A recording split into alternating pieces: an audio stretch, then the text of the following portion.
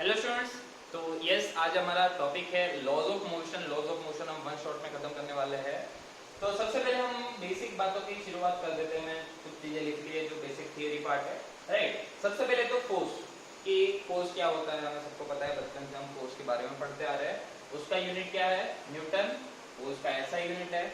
Force के CGS unit की मैं बात करूँ तो सीजीएस यूनिट उसका क्या है? डायन। एंड न्यूटन एंड डायन का बीच का रिलेशन क्या है? 1 newton that is equal to 10⁵ dyne. अब ये जो फोर्स है that is a vector quantity.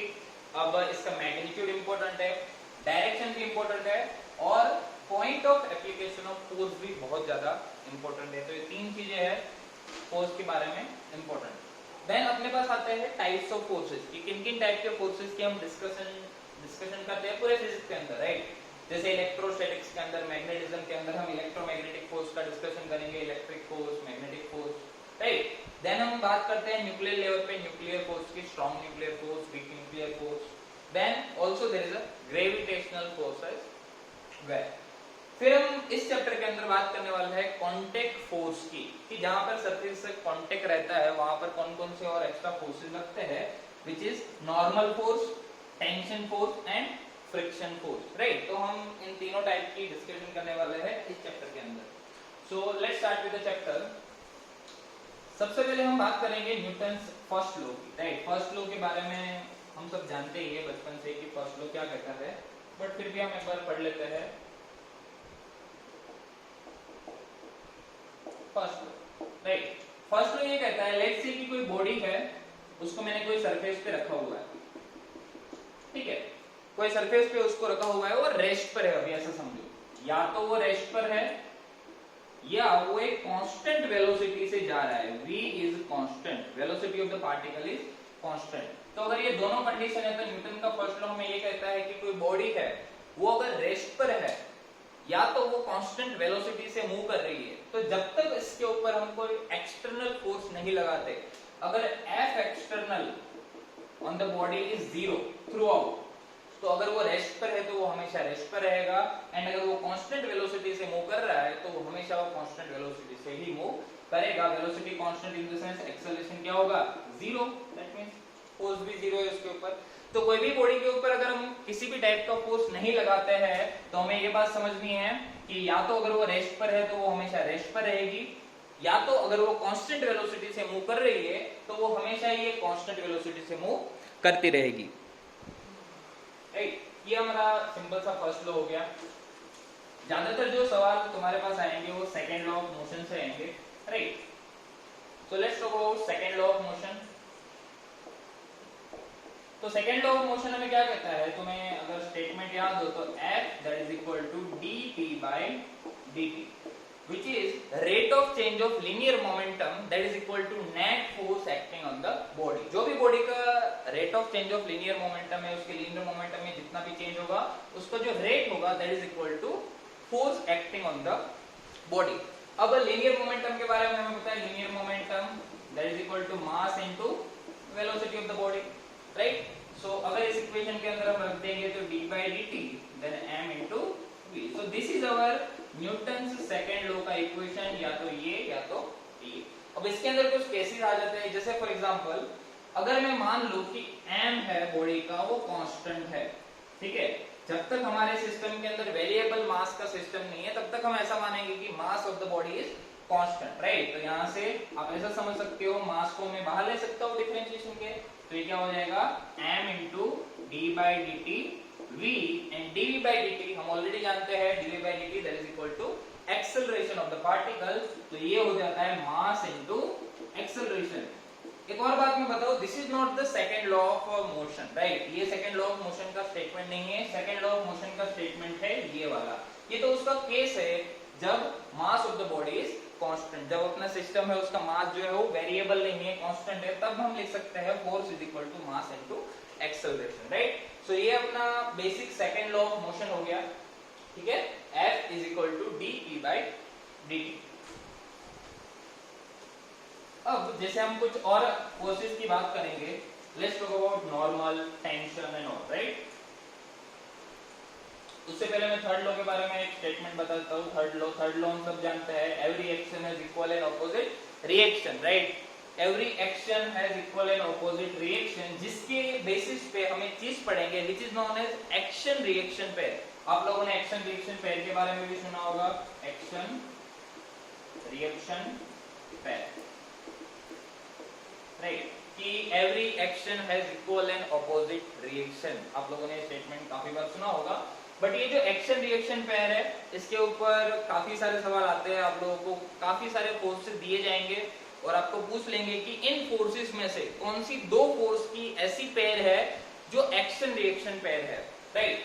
तो उसके लिए आपको कुछ चीजें नोटिस करनी पड़ेगी, कुछ चीजें आपको चेक करनी पड़ेगी। जैसे सबसे पहली चीज कि जो दोनों फोर्सेस जिसको हम एक्शन रिएक्शन पेयर की बात कर रहे हैं, एक्शन रिएक्शन पेयर है, उन दोनों का नेचर सेम होना चाहिए। Nature of forces should be same, should be same, right. अगर मैं चाहता हूं कि दो फोर्सेस है वो एक्शन रिएक्शन पेयर हो, तो उन दोनों का नेचर क्या होना चाहिए, सेम होना चाहिए। सेकेंड बात करूं अगर मैं, ठीक है, तो वो दोनों इक्वल होना चाहिए इन मैग्नीट्यूड, इक्वल इन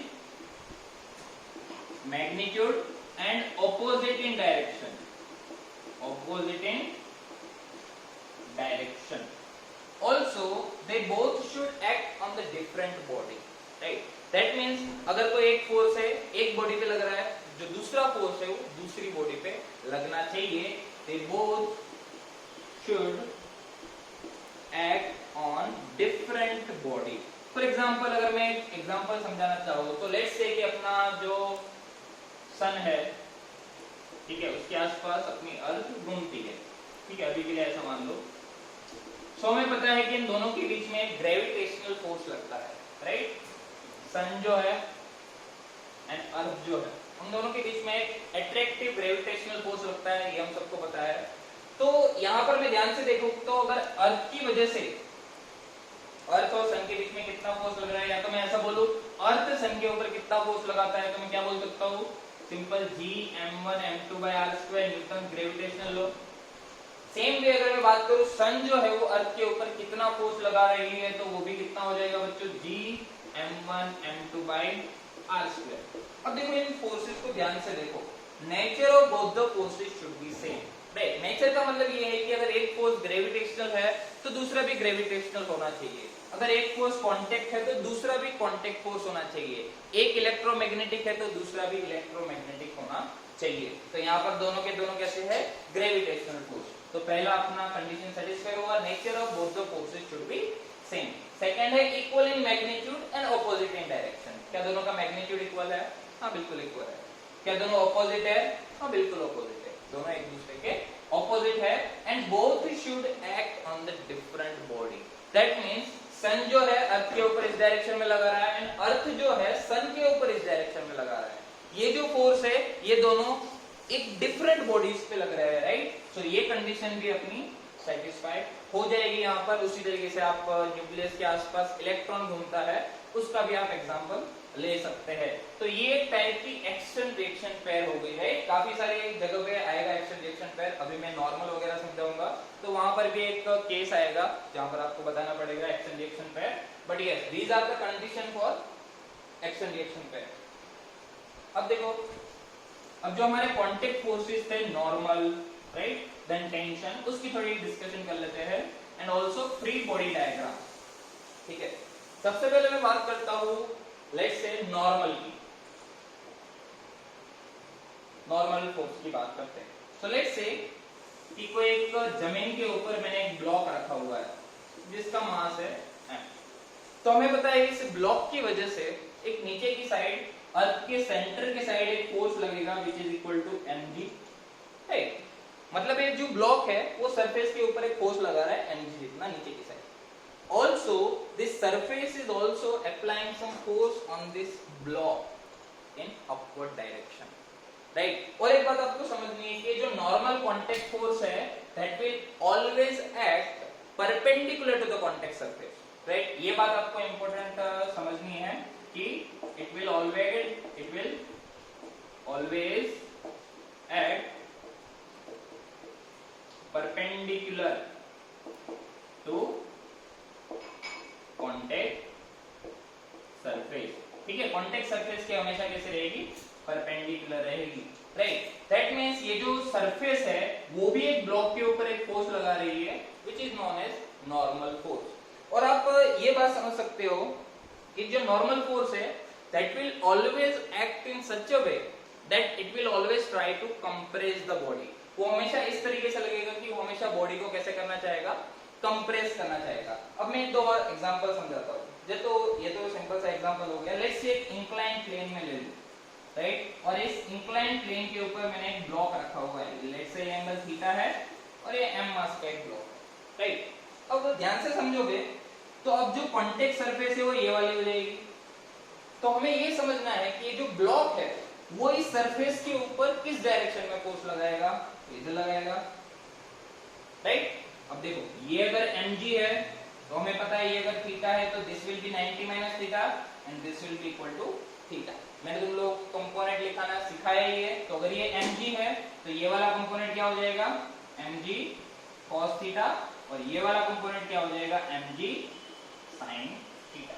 हमें डायरेक्शन से मतलब है it will always act perpendicular to the contact surface. तो ये अगर कॉन्टेक्ट सरफेस है तो जो सरफेस है वो ब्लॉक के ऊपर तो नॉर्मल लगेगा, वो रहेगा इस पर्टिकुलर डायरेक्शन में। और एक दो एग्जांपल समझते हैं। लेट्स से अपने पास ऐसे एक लैडर रखी हुई है, ठीक है, ऐसे कोई दीवार है, दीवार के ऊपर एक लैडर रखी हुई है इस तरह। तो यहाँ पर दो कॉन्टेक्ट पॉइंट है, ध्यान से देखोगे तो ये पहला है और ये दूसरा है। मैं अब यहाँ पे पूछूं तुम्हें कि what is the direction of normal forces acting at point 1 and point 2। Because जो सरफेसेस है उनकी वजह से इस लैडर के ऊपर नॉर्मल फोर्स लगेगा, नॉर्मल कांटेक्ट फोर्स लगेगा, उसकी डायरेक्शन निकालनी है। तो मैंने बोला कि it will always act perpendicular to the contact surface. तो ये है अपनी कांटेक्ट सरफेस, तो यहाँ पर ये हो जाएगा नॉर्मल 1, ठीक है, एट पॉइंट 1। और अगर पॉइंट 2 की बात करूं तो उसके ऊपर नॉर्मल लगेगा इस डायरेक्शन में। यही सिस्टम थोड़ा सा चेंज हो जाता अगर मैं यही चीज कुछ इस तरीके से रिप्रेजेंट करता। देखो लेट्स से कि अपनी जो लैडर है वो कुछ ऐसे रखी हुई है, ठीक है। अब यहाँ तक की दीवार है, यहाँ तक की दीवार है और लैडर मैंने कुछ ऐसे रखी हुई है। अब मैं तुम्हें पूछूं कि पॉइंट 1 एंड पॉइंट 2 पे जो नॉर्मल फोर्सेस लग रहे हैं उसकी डायरेक्शन क्या होगी। अब पॉइंट 2 पे तो आप सिंपल से बता सकते हो कि पॉइंट 2 पे जो नॉर्मल की डायरेक्शन रहेगी वो ये वाली रहेगी। और अगर मैं पॉइंट 1 की बात करूं इस पर्टिकुलर पॉइंट की, तो यहाँ पर नॉर्मल किस डायरेक्शन में लगेगा। So here the contact surface will be here and it will be perpendicular in this way. तो ये हो गई आपकी डायरेक्शन किसकी, n1 की, और ये वाली आपकी डायरेक्शन कितनी हो गई, n2 की। तो आपको ये समझना है कि it will always act in such a way that it will always try to compress the body as well as it will always act perpendicular to the contact surface, right। तो normal forces के बारे में आपको ये दो बातें समझनी है, ठीक है। ये तो नॉर्मल का थोड़ा सा डिस्कशन हो गया। Now let's talk about tension.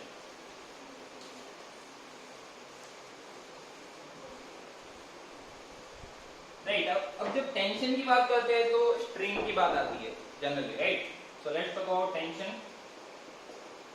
So let's say कि कोई भी दो ब्लॉक है, let's say ये फर्स्ट ब्लॉक है और ये सेकंड ब्लॉक है, और इसको मैं कोई फोर्स F से खींच रहा हूँ, राइट। let's say ये वाला ब्लॉक है A, ये वाला ब्लॉक है B, राइट। और मैंने इस ब्लॉक को किसी F फोर्स से खींचा।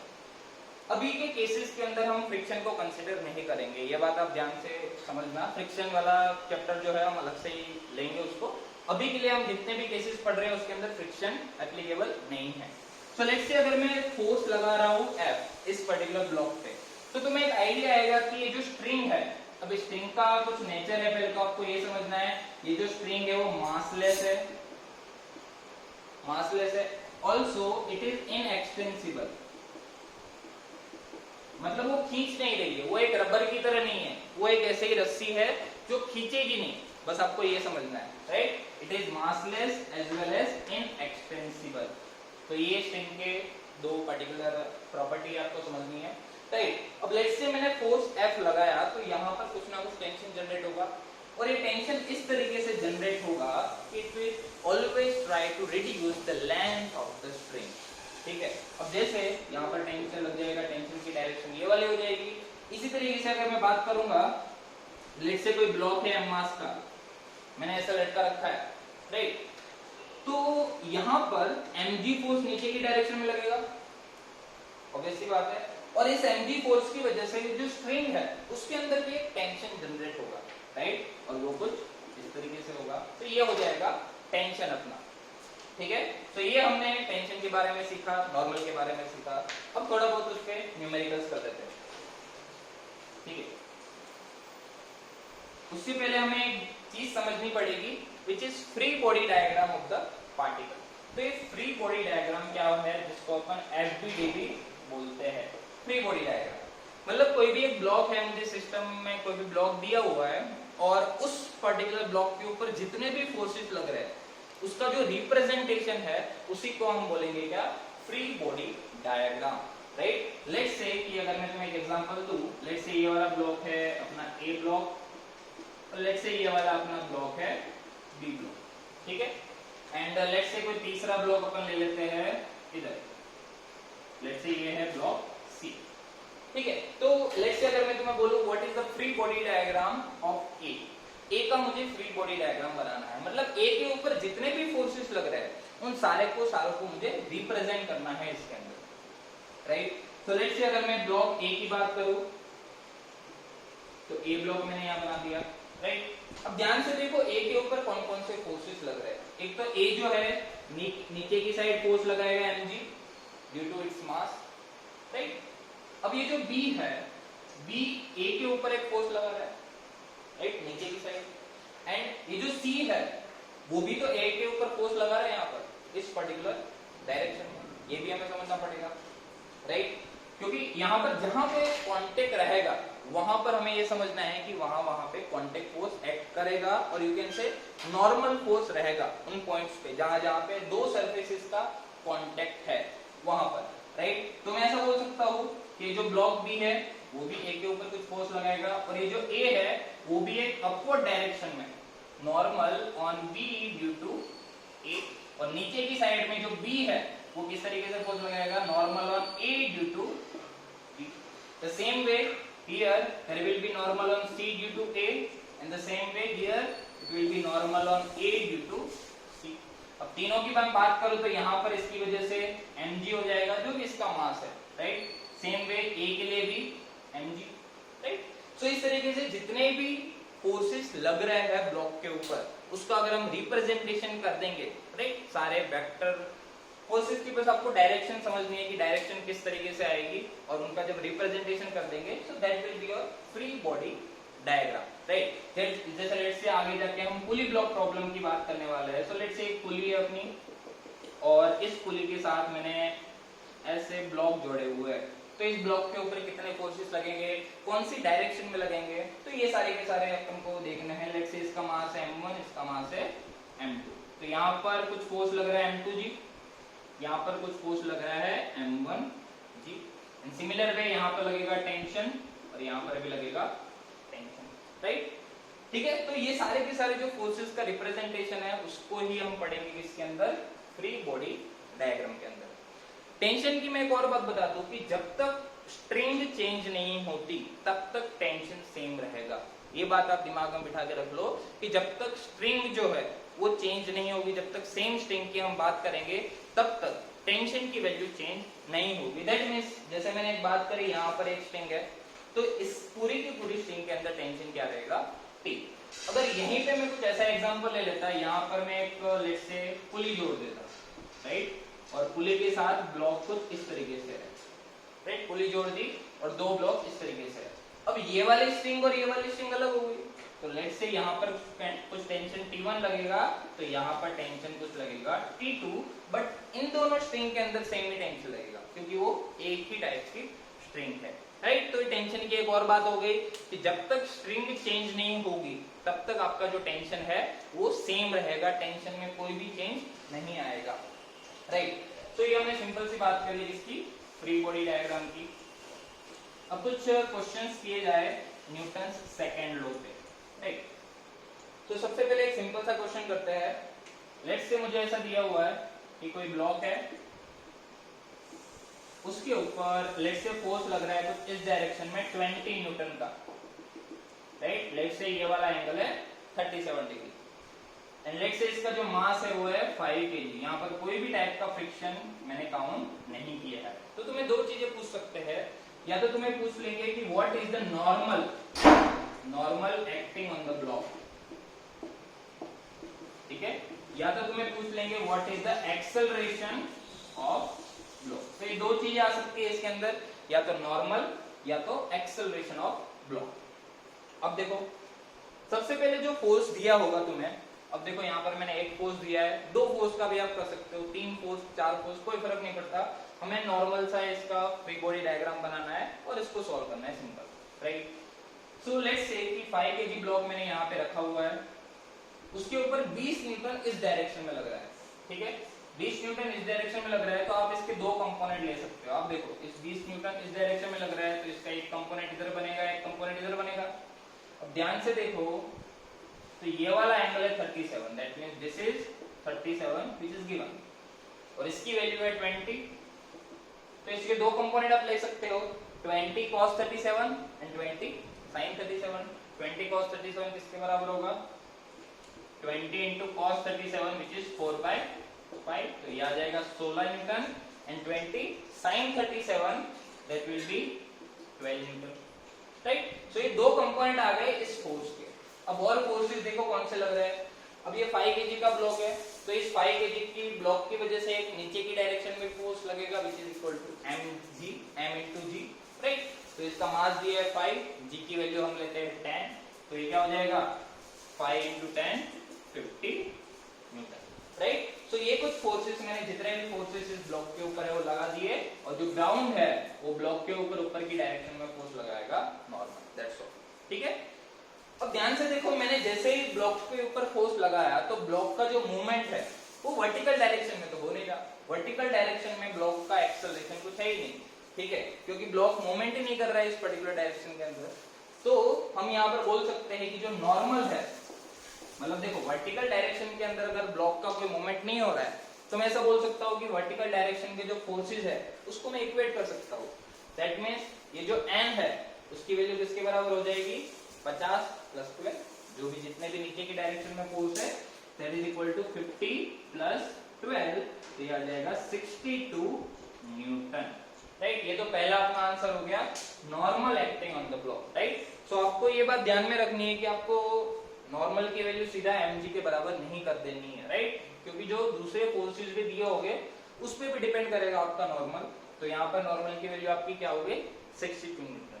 दूसरी बात मुझे पूछ लेंगे एक्सेलरेशन ऑफ द ब्लॉक। अब देखो ये जो ब्लॉक है वो मूवमेंट कर रहा है, किस फोर्स की वजह से कर रहा है, ठीक है, ये 16 न्यूटन की वजह से हॉरिजॉन्टल डायरेक्शन में मूव करेगा। अगर ये 16 न्यूटन की वजह से हॉरिजॉन्टल डायरेक्शन में मूव करेगा तो इसका एक्सेलरेशन हम सिंपली क्या लिख सकते हैं, force divide by mass, simple.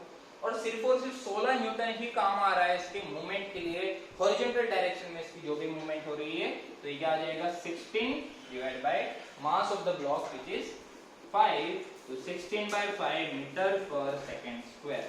ये हो गया acceleration of the block, right. ये तो मैंने देखो एक फोर्स दिया, अब तुम्हें दूसरा फोर्स भी दे दे, यहां से लेट से इधर से दे दिया मैंने 50 न्यूटन, ठीक है, 53 डिग्री एंगल पे, तो कैसे करोगे, राइट। ये सवाल आपको खुद से ट्राई करना है, सॉल्व करना है इसको, राइट।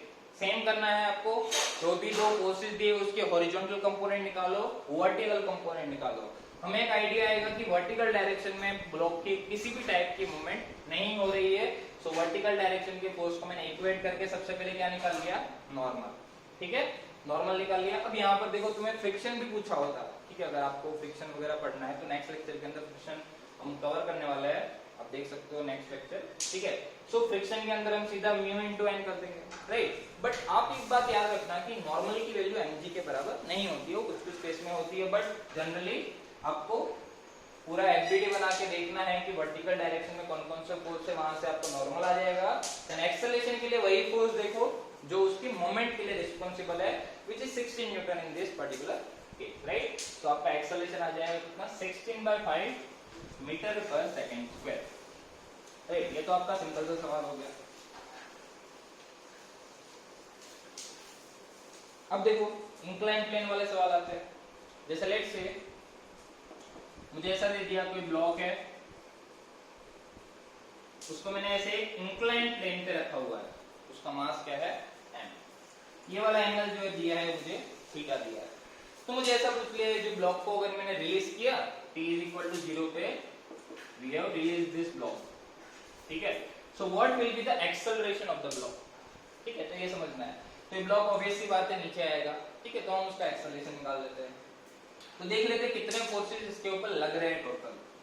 तो ध्यान से देखोगे तो इसके ऊपर mg है नीचे, ठीक है, mg है और ये थीटा है। तो मैंने बताया था ये भी क्या होगा थीटा। तो इसका एक कंपोनेंट क्या आ जाएगा mg cos थीटा और ये वाला कंपोनेंट क्या आ जाएगा भाई mg sin थीटा, राइट। तो अपने दो कंपोनेंट आ गए। अब ये जो ब्लॉक का जो मूवमेंट हो रहा है वो इसी लाइन में हो रहा है, इस पर्टिकुलर लाइन में हो रहा है। वर्टिकल डायरेक्शन में तो कोई नहीं रहा है मूवमेंट, ठीक है। और मैंने बताया था कि ये अगर कॉन्टेक्ट सरफेस है तो ये जो सरफेस है वो ब्लॉक के ऊपर नॉर्मल किस डायरेक्शन में लगाएगी, ये वाले डायरेक्शन में। तो this will be the normal acting on the block, right. तो यहाँ से आपका नॉर्मल की वैल्यू क्या आ जाएगी भाई mg cos theta, simple, right. अब मैं बात करता हूँ एक्सेलरेशन ऑफ द ब्लॉक, ठीक है। एक्सेलरेशन ऑफ द ब्लॉक, तो जो ब्लॉक है वो इस डायरेक्शन में मूवमेंट कर रहा है और इस डायरेक्शन में मूवमेंट के लिए सिर्फ और सिर्फ कौन सा फोर्स रिस्पांसिबल है mg sin theta, right. mg sin theta.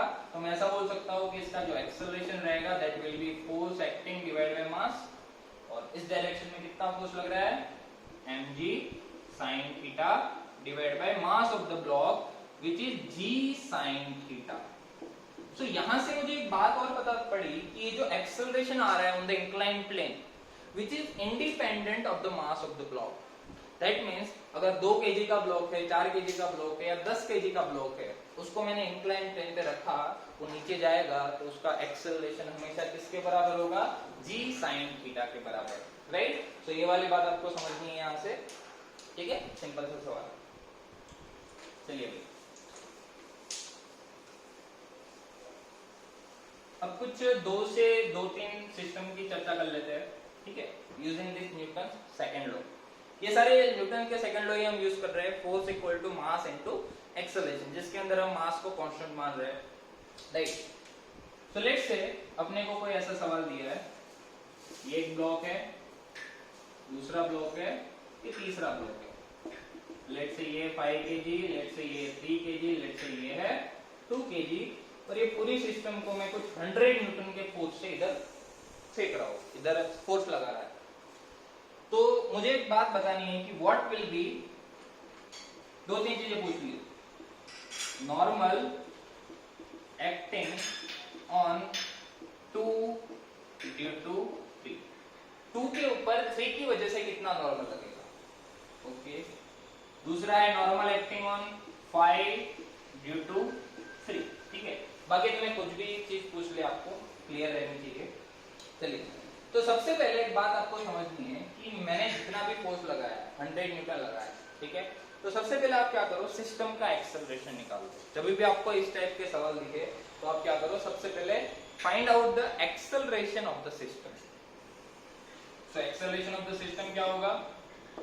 अब देखो मैंने क्या किया, इन तीनों के तीनों ब्लॉक को एक ब्लॉक मान लिया, पूरा का पूरा 10 केजी का ब्लॉक है ऐसा मैंने मान लिया, और इस 10 केजी के ब्लॉक के ऊपर कितना फोर्स लग रहा है 100 Newton, right. So what will be the acceleration of the system, net force on the system divided by total mass.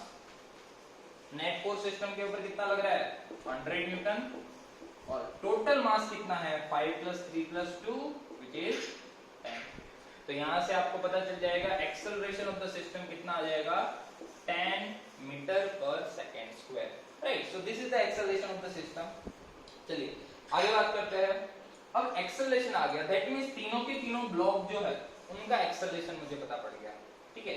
सबसे पहले मैं बात करता हूँ 5 केजी की। ये जो 5 केजी ब्लॉक है, 5 केजी ब्लॉक ये मूव कर रहा है कितने एक्सेलरेशन से 10 मीटर पर सेकंड स्क्वायर। अब देखो मैंने सिस्टम का एक्सेलरेशन निकाला 10 metre per second square, that means तीनों के तीनों जो ब्लॉक है उसका एक्सेलरेशन है 10 metre per second square, right. अब मैं तुम्हें अगर ये पूछूं कि ये जो 5 केजी ब्लॉक है वो किस फोर्स की वजह से आगे जा रहा है, ठीक है, तो देखो हमारा आंसर 100 न्यूटन नहीं होगा, क्योंकि ये जो 100 न्यूटन है वो तो 2 केजी पे लग रहा है, ठीक है। फिर आगे की बात तो ठीक है, ये तो 2 kg पे लग रहा है, फिर 2 kg नॉर्मल लगा रहा है 3 kg पे, फिर 3 kg नॉर्मल लगा रहा है 5 kg पे, राइट। तो जो 5 kg मूव कर रहा है that is only moving because of one force which is normal due to 3।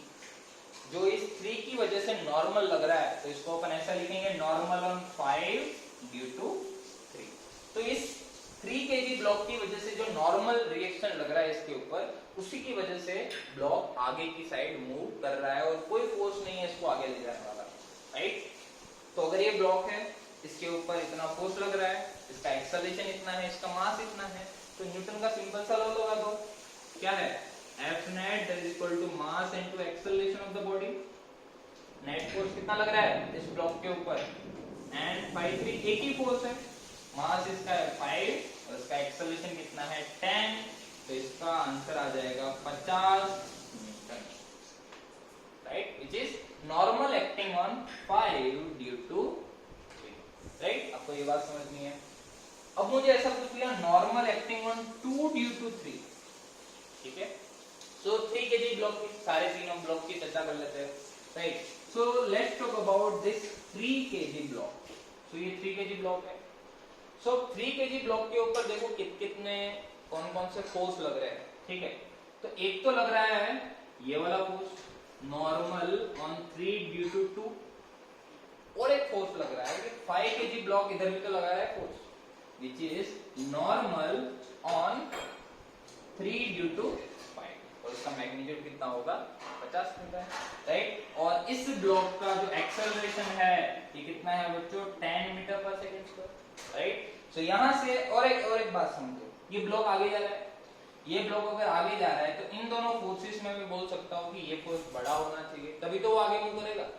तो जब इसका मैं इक्वेशन लिखूंगा सेकंड लॉ का F net is equal to mass into acceleration, तो बताओ नेट फोर्स क्या आएगा, एक फोर्स N32 इधर लग रहा है और N35 इधर लग रहा है, so this will be N32 minus N35, that will be the net force acting on the particle, and that will be equal to mass which is equal to 3, body का एक्सेलरेशन कितना है भाई, body का acceleration है 10, right. so that is equal to 30, and यहां से हम already N53 which is 50 और N35 which is also equal to 50, तो यहां से अपने को नॉर्मल ऑन 3 ड्यू टू 2 आ जाएगा which is 30 प्लस N35 कितना है 50, that is equal to 80 Newton. So this is the normal acting on block 3 due to 2, और 2 due to 3 भी कितना आएगा 80 न्यूटन, राइट। सो आपको वहां से सीधी सी बात समझ में आ जाएगी। और देखो 2 kg ब्लॉक की भी अगर मैं डिस्कशन यहाँ पे कर लूं,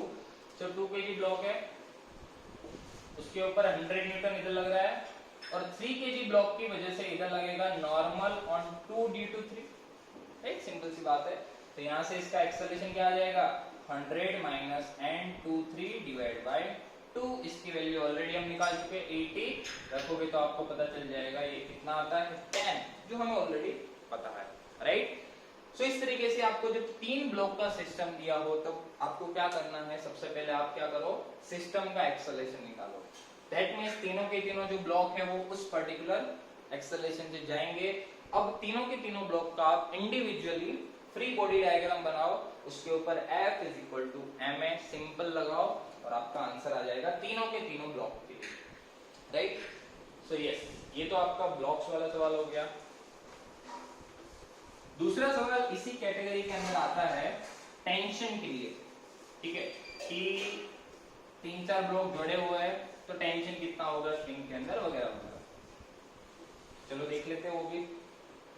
सो लेट्स से मुझे एक सवाल दिया है, मान लो एक हॉरिजॉन्टल लाइन है, सरफेस है, एक ब्लॉक यहाँ पर है, दूसरा ब्लॉक यहाँ पर है, एंड तीसरा ब्लॉक यहाँ पर है, और मैं इस वाले ब्लॉक को कुछ 100 न्यूटन से खींच रहा हूँ, ठीक है, इस वाले ब्लॉक को 100 न्यूटन से खींच रहा हूँ। लेट्स से इसका मास है 5, इसका है 3, इसका है 2, सेम टाइप के डेटा लेते हैं, ठीक है। मुझे ये दिया हुआ है, तो मुझे पता है कि इस 100 न्यूटन की वजह से यहाँ पर एक टेंशन रहेगा, लेट्स से T1, और यहाँ पर भी एक टेंशन रहेगा which is equal to T2, right. So T1 and T2 की वैल्यू हमें निकालनी है। तो सबसे पहले वापस वही अपनी सेम चीज, पूरे के पूरे तीनों ब्लॉक को आप एक सिस्टम मान लो। दैट मीन्स मैं ऐसा बोलूंगा कि जो तीनों के तीनों ब्लॉक है वो एक सिस्टम है, 10 kg का ब्लॉक है और उसके ऊपर कितना फोर्स लग रहा है, 100 न्यूटन, राइट। सो आपका पहला जो काम है वही रहेगा, what will be the acceleration of the system, that will B net force acting divide by total mass, right. अब देखो नेट फोर्स एक्टिंग कितना है, 100 और टोटल मास कितना है पूरे सिस्टम का, विच इज इक्वल टू 10। तो यहां से आपका आ जाएगा 10 metre per second square, that is the acceleration of the system, ठीक है। तो पहला तो अपना पॉइंट यही रहना चाहिए, या तो तुम्हें ब्लॉक कांटेक्ट में दिए है, देखो कांटेक्ट में जब दिए होगे तब तुम्हें पूछ लेंगे what is the normal reaction between them, right. और इस तरीके से स्ट्रिंग बांधी होगी तो तुम्हें पूछ लेंगे what is the value of tension on the string, first string, second string, whatever, right. तो पहले तो आपको एक्सेलरेशन ऑफ द सिस्टम निकालना है। चलिए अब बात करते हैं अलग अलग ब्लॉक्स। सबसे पहले बात करते हैं 2 kg ब्लॉक की, क्योंकि उसके ऊपर सिर्फ एक ही फोर्स लग रहा है which is T2, right. So let's see यहाँ पर अपन ब्लॉक 2 ड्रॉ कर लेते हैं, उसके ऊपर फोर्स लग रहा है T2। अब मैंने सिस्टम का जो एक्सेलरेशन निकाला है 10 मीटर पर सेकंड स्क्वायर, तो तीनों के तीनों ब्लॉक का ही होगा, राइट। सो इसका एक्सेलरेशन मुझे ऑलरेडी पता है, A which is equal to 10 metre per second square, और इसके ऊपर एक ही टाइप का फोर्स लग रहा है T2। तो सीधा ही आप फॉर्मूला लगा सकते हो, net force acting on the body that is equal to mass into acceleration. तो यहां से आपका T2, क्योंकि एक T2 फोर्स ही तो लग रहा है, क्योंकि यहाँ पर फ्रिक्शन वगैरह अभी हम कंसीडर नहीं कर रहे हैं, तो T2 ही लगेगा सिर्फ, मास इसका कितना है 2 और एक्सेलरेशन है 10, तो ये आ जाएगा 20 न्यूटन, राइट। तो यहाँ से आपको सबसे पहले किसकी वैल्यू आ गई, T2 की। अब देखो T1 की वैल्यू निकालने के लिए आप 5 को भी ले सकते हो, 3 को भी ले सकते हो, कोई दिक्कत वाली बात नहीं है। अपन दोनों से आंसर निकाल लेते हैं। सो अगर मैं 3 kg ब्लॉक की बात करूं तो 3 kg ब्लॉक के ऊपर इधर लग रहा है कितना, T1, इधर लग रहा है T2, राइट। और जो सिस्टम है वो 10 मीटर पर सेकंड स्क्वायर से आगे मूव कर रहा है, राइट। तो यहां से मैं ऐसा बोल सकता हूं कि जो net force acting on the body that is equal to mass into acceleration of the body.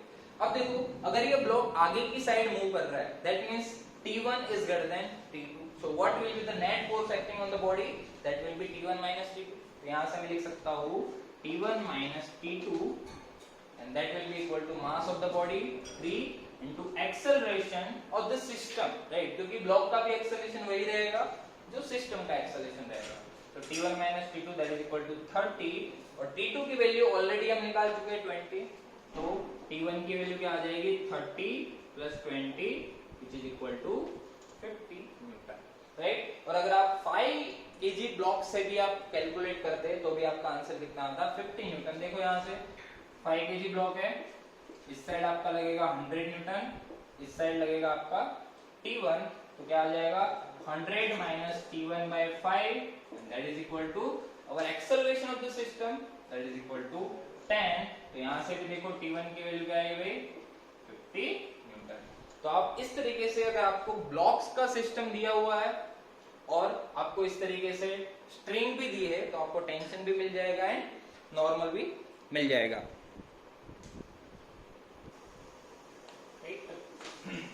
इस टाइप के सवाल हम इजीली कर सकते हैं।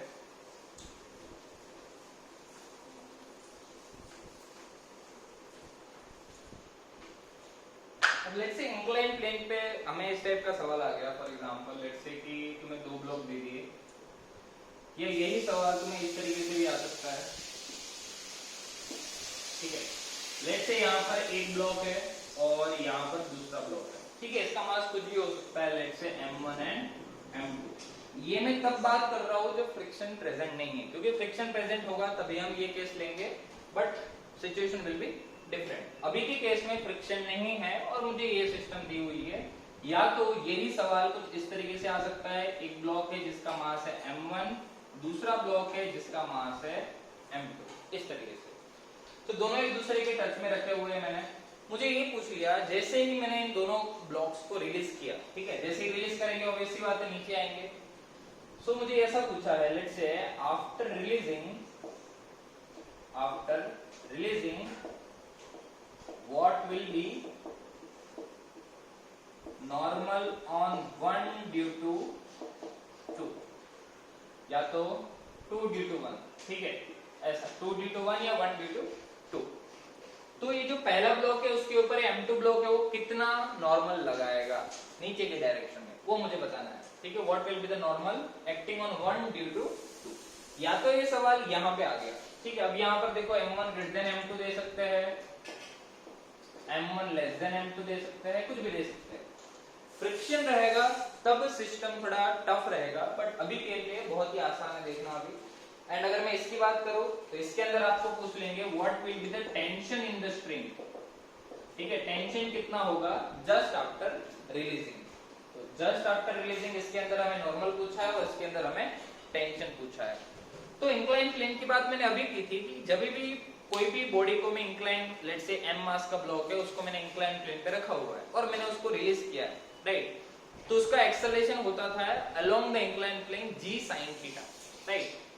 अब यहाँ पर and that was independent of mass, right. तो यहाँ पर कोई भी ब्लॉक का मास कितना भी हो, इसका मास 5 हो 10 हो या इसका 2 3 कितना भी हो, कोई भी मास बड़ा हो हमें कोई फर्क नहीं पड़ेगा, राइट। क्योंकि दोनों का एक्सेलरेशन कितना है नीचे की डायरेक्शन में, g sin थीटा, दोनों के दोनों सेम एक्सेलरेशन से जा रहे हैं, सेम टू सेम यहाँ भी हो रहा है, ये भी g sin थीटा से जा रहा है और ये भी किससे जा रहा है, g sin थीटा से, क्योंकि और तो कोई फोर्स लग ही नहीं रहा है इनके ऊपर along the incline plane, right. तो मैं यहाँ पर क्या बोलूंगा, यहाँ पर इन दोनों के बीच में कोई भी टाइप का नॉर्मल नहीं लगेगा, क्योंकि दोनों ब्लॉक जो है वो एक ही तो एक्सेलरेशन से जा रहे हैं, तो कोई सोचने वाली बात ही नहीं है।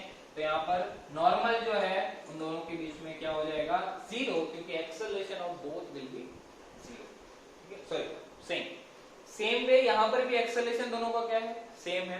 तो जो स्ट्रिंग है वो स्ट्रिंग जैसी थी वैसे ही रहेगी, स्ट्रिंग खींचेगी बिल्कुल भी नहीं, तो उसके अंदर किसी भी टाइप का टेंशन जनरेट नहीं होगा। तो मैं यहाँ पर बोलूंगा टेंशन की वैल्यू यहाँ पर क्या है, 0 है, राइट। सो इस टाइप के सवाल आ जाएगा तो कंफ्यूज होने की जरूरत नहीं है, सिंपल आपको सोचना है कि दोनों के दोनों ब्लॉक्स के एक्सेलरेशन कैसे होंगे, सेम होंगे। अगर तुम्हें फ्रिक्शन नहीं दिया है तो फ्रिक्शन वाले केसेस भी हम करने वाले हैं, बट अभी के लिए तो फ्रिक्शन नहीं है तो किसी भी टाइप का टेंशन नहीं लगेगा यहाँ पर, और यहाँ पर नहीं ये इस पे नॉर्मल लगाएगा ना ही ये इस पे नॉर्मल लगाएगा, क्योंकि दोनों का एक्सेलरेशन कैसे है, इक्वल। ठीक है, अब जैसे इक्विलिब्रियम वाले सवाल आते हैं काफी बार कि कोई भी बॉडी है वो इक्विलिब्रियम में है, ठीक है। अगर वो इक्विलिब्रियम में है तो हम एक बात समझ सकते हैं कि इक्विलिब्रियम जब भी होगा तो जो नेट फोर्स होगा, कोई भी बॉडी का जब हमें इक्विलिब्रियम दिया है तो नेट फोर्स बॉडी के ऊपर 0 होगा। Total force in the x direction that is equal to 0 and total force in the y direction that is equal to also 0, sigma fx that is equal to 0 and sigma fy that is also equal to 0। तब मैं बोल सकता हूं कि कोई भी body है वो इक्विलिब्रियम में है, ठीक है। अब लेट्स से कोई भी तुम्हें लेट्स से सवाल दिया इस टाइप का, मान लो कि यहाँ पर एक ब्लॉक रखा हुआ है मैंने, राइट। इस ब्लॉक के साथ मैंने एक स्ट्रिंग यहाँ पर बांधी हुई है और इस ब्लॉक के साथ एक स्ट्रिंग मैंने यहाँ पर बांधी हुई है। ये ब्लॉक का कुछ मास दे दिया मुझे लेट्स से 5 kg, ठीक है। और 5 kg मास दे दिया, ये वाला एंगल आप ले लो 53 डिग्री, ठीक है। यहाँ पर टेंशन है T1 और यहाँ पर टेंशन है T2, और मुझे ऐसा दे दिया कि ये जो सिस्टम है वो इक्विलिब्रियम में है। इक्विलिब्रियम में है मतलब इस सिस्टम के ऊपर कोई भी एक्सटर्नल फोर्स नहीं लग रहा है, net force on the system is 0, system है स्टेबल सिस्टम है। तो मुझे पूछ लिया what is the value of T1 and what is the value of T2, ठीक है। तो आपको कुछ नहीं करना है, आपको ये बात देखनी है कि sigma fx is 0, x direction में जितने भी नॉन नेट फोर्स है वो भी 0 है, एंड जितने भी फोर्सेस y डायरेक्शन में लग रहे हैं उसका भी नेट फोर्स क्या है, 0 है, ठीक है। तो आपको बस उनको इक्वेट करना है बस अच्छे से, और कुछ नहीं। जैसे यहाँ पर मैं बात करूं T2 जो है, T2 के सबसे पहले आपको दो कंपोनेंट मिल जाएंगे, राइट। अगर ये मुझे 53 डिग्री दिया है तो ये वाला भी कितना होगा, 53 डिग्री, राइट। सो अगर ये T2 है तो ये वाला कंपोनेंट क्या हो जाएगा भाई, T2 cos 53, and similar way में ये वाला क्या हो जाएगा, T2 sin 53। अब यहाँ पर इस ब्लॉक के ऊपर और एक फोर्स लगेगा, 5 kg है तो उसकी वजह से mg डाउनवर्ड डायरेक्शन में, mg in the sense 50 Newton, easy, right. अब तुम्हें क्या करना है, तुम्हें पता है sigma fx is 0 and sigma fy is also 0। तो x डायरेक्शन के जो नेट फोर्स है उसको इक्वेट कर दो, y डायरेक्शन के जो फोर्स है उसको भी इक्वेट कर दो। तो जो वर्टिकल डायरेक्शन के फोर्स है उसको सबसे पहले आप इक्वेट करोगे तो क्या आ जाएगा, T2 cos 37 which is equal to 50, और दूसरा यहां से क्या आ जाएगा, T2 sin 53 that is equal to T1। ठीक है, तो यहां से आपको सबसे पहले T2 की वैल्यू मिल जाएगी, T2 into cos 37 is 4/5 and that is equal to 50। ठीक है, तो यहाँ से आपको T2 की वैल्यू मिल जाएगी 250/4 और यू कैन से 125/2 न्यूटन। ये तो वैल्यू आ गई आपकी T2 की, इसकी वैल्यू इसके अंदर पुट कर दोगे तो आपको किसकी वैल्यू मिल जाएगी, T1 की, that will B T2 into sin 53। T2 की वैल्यू आप यहाँ से रख सकते हो 125/2 into sin 53 which is 4/5।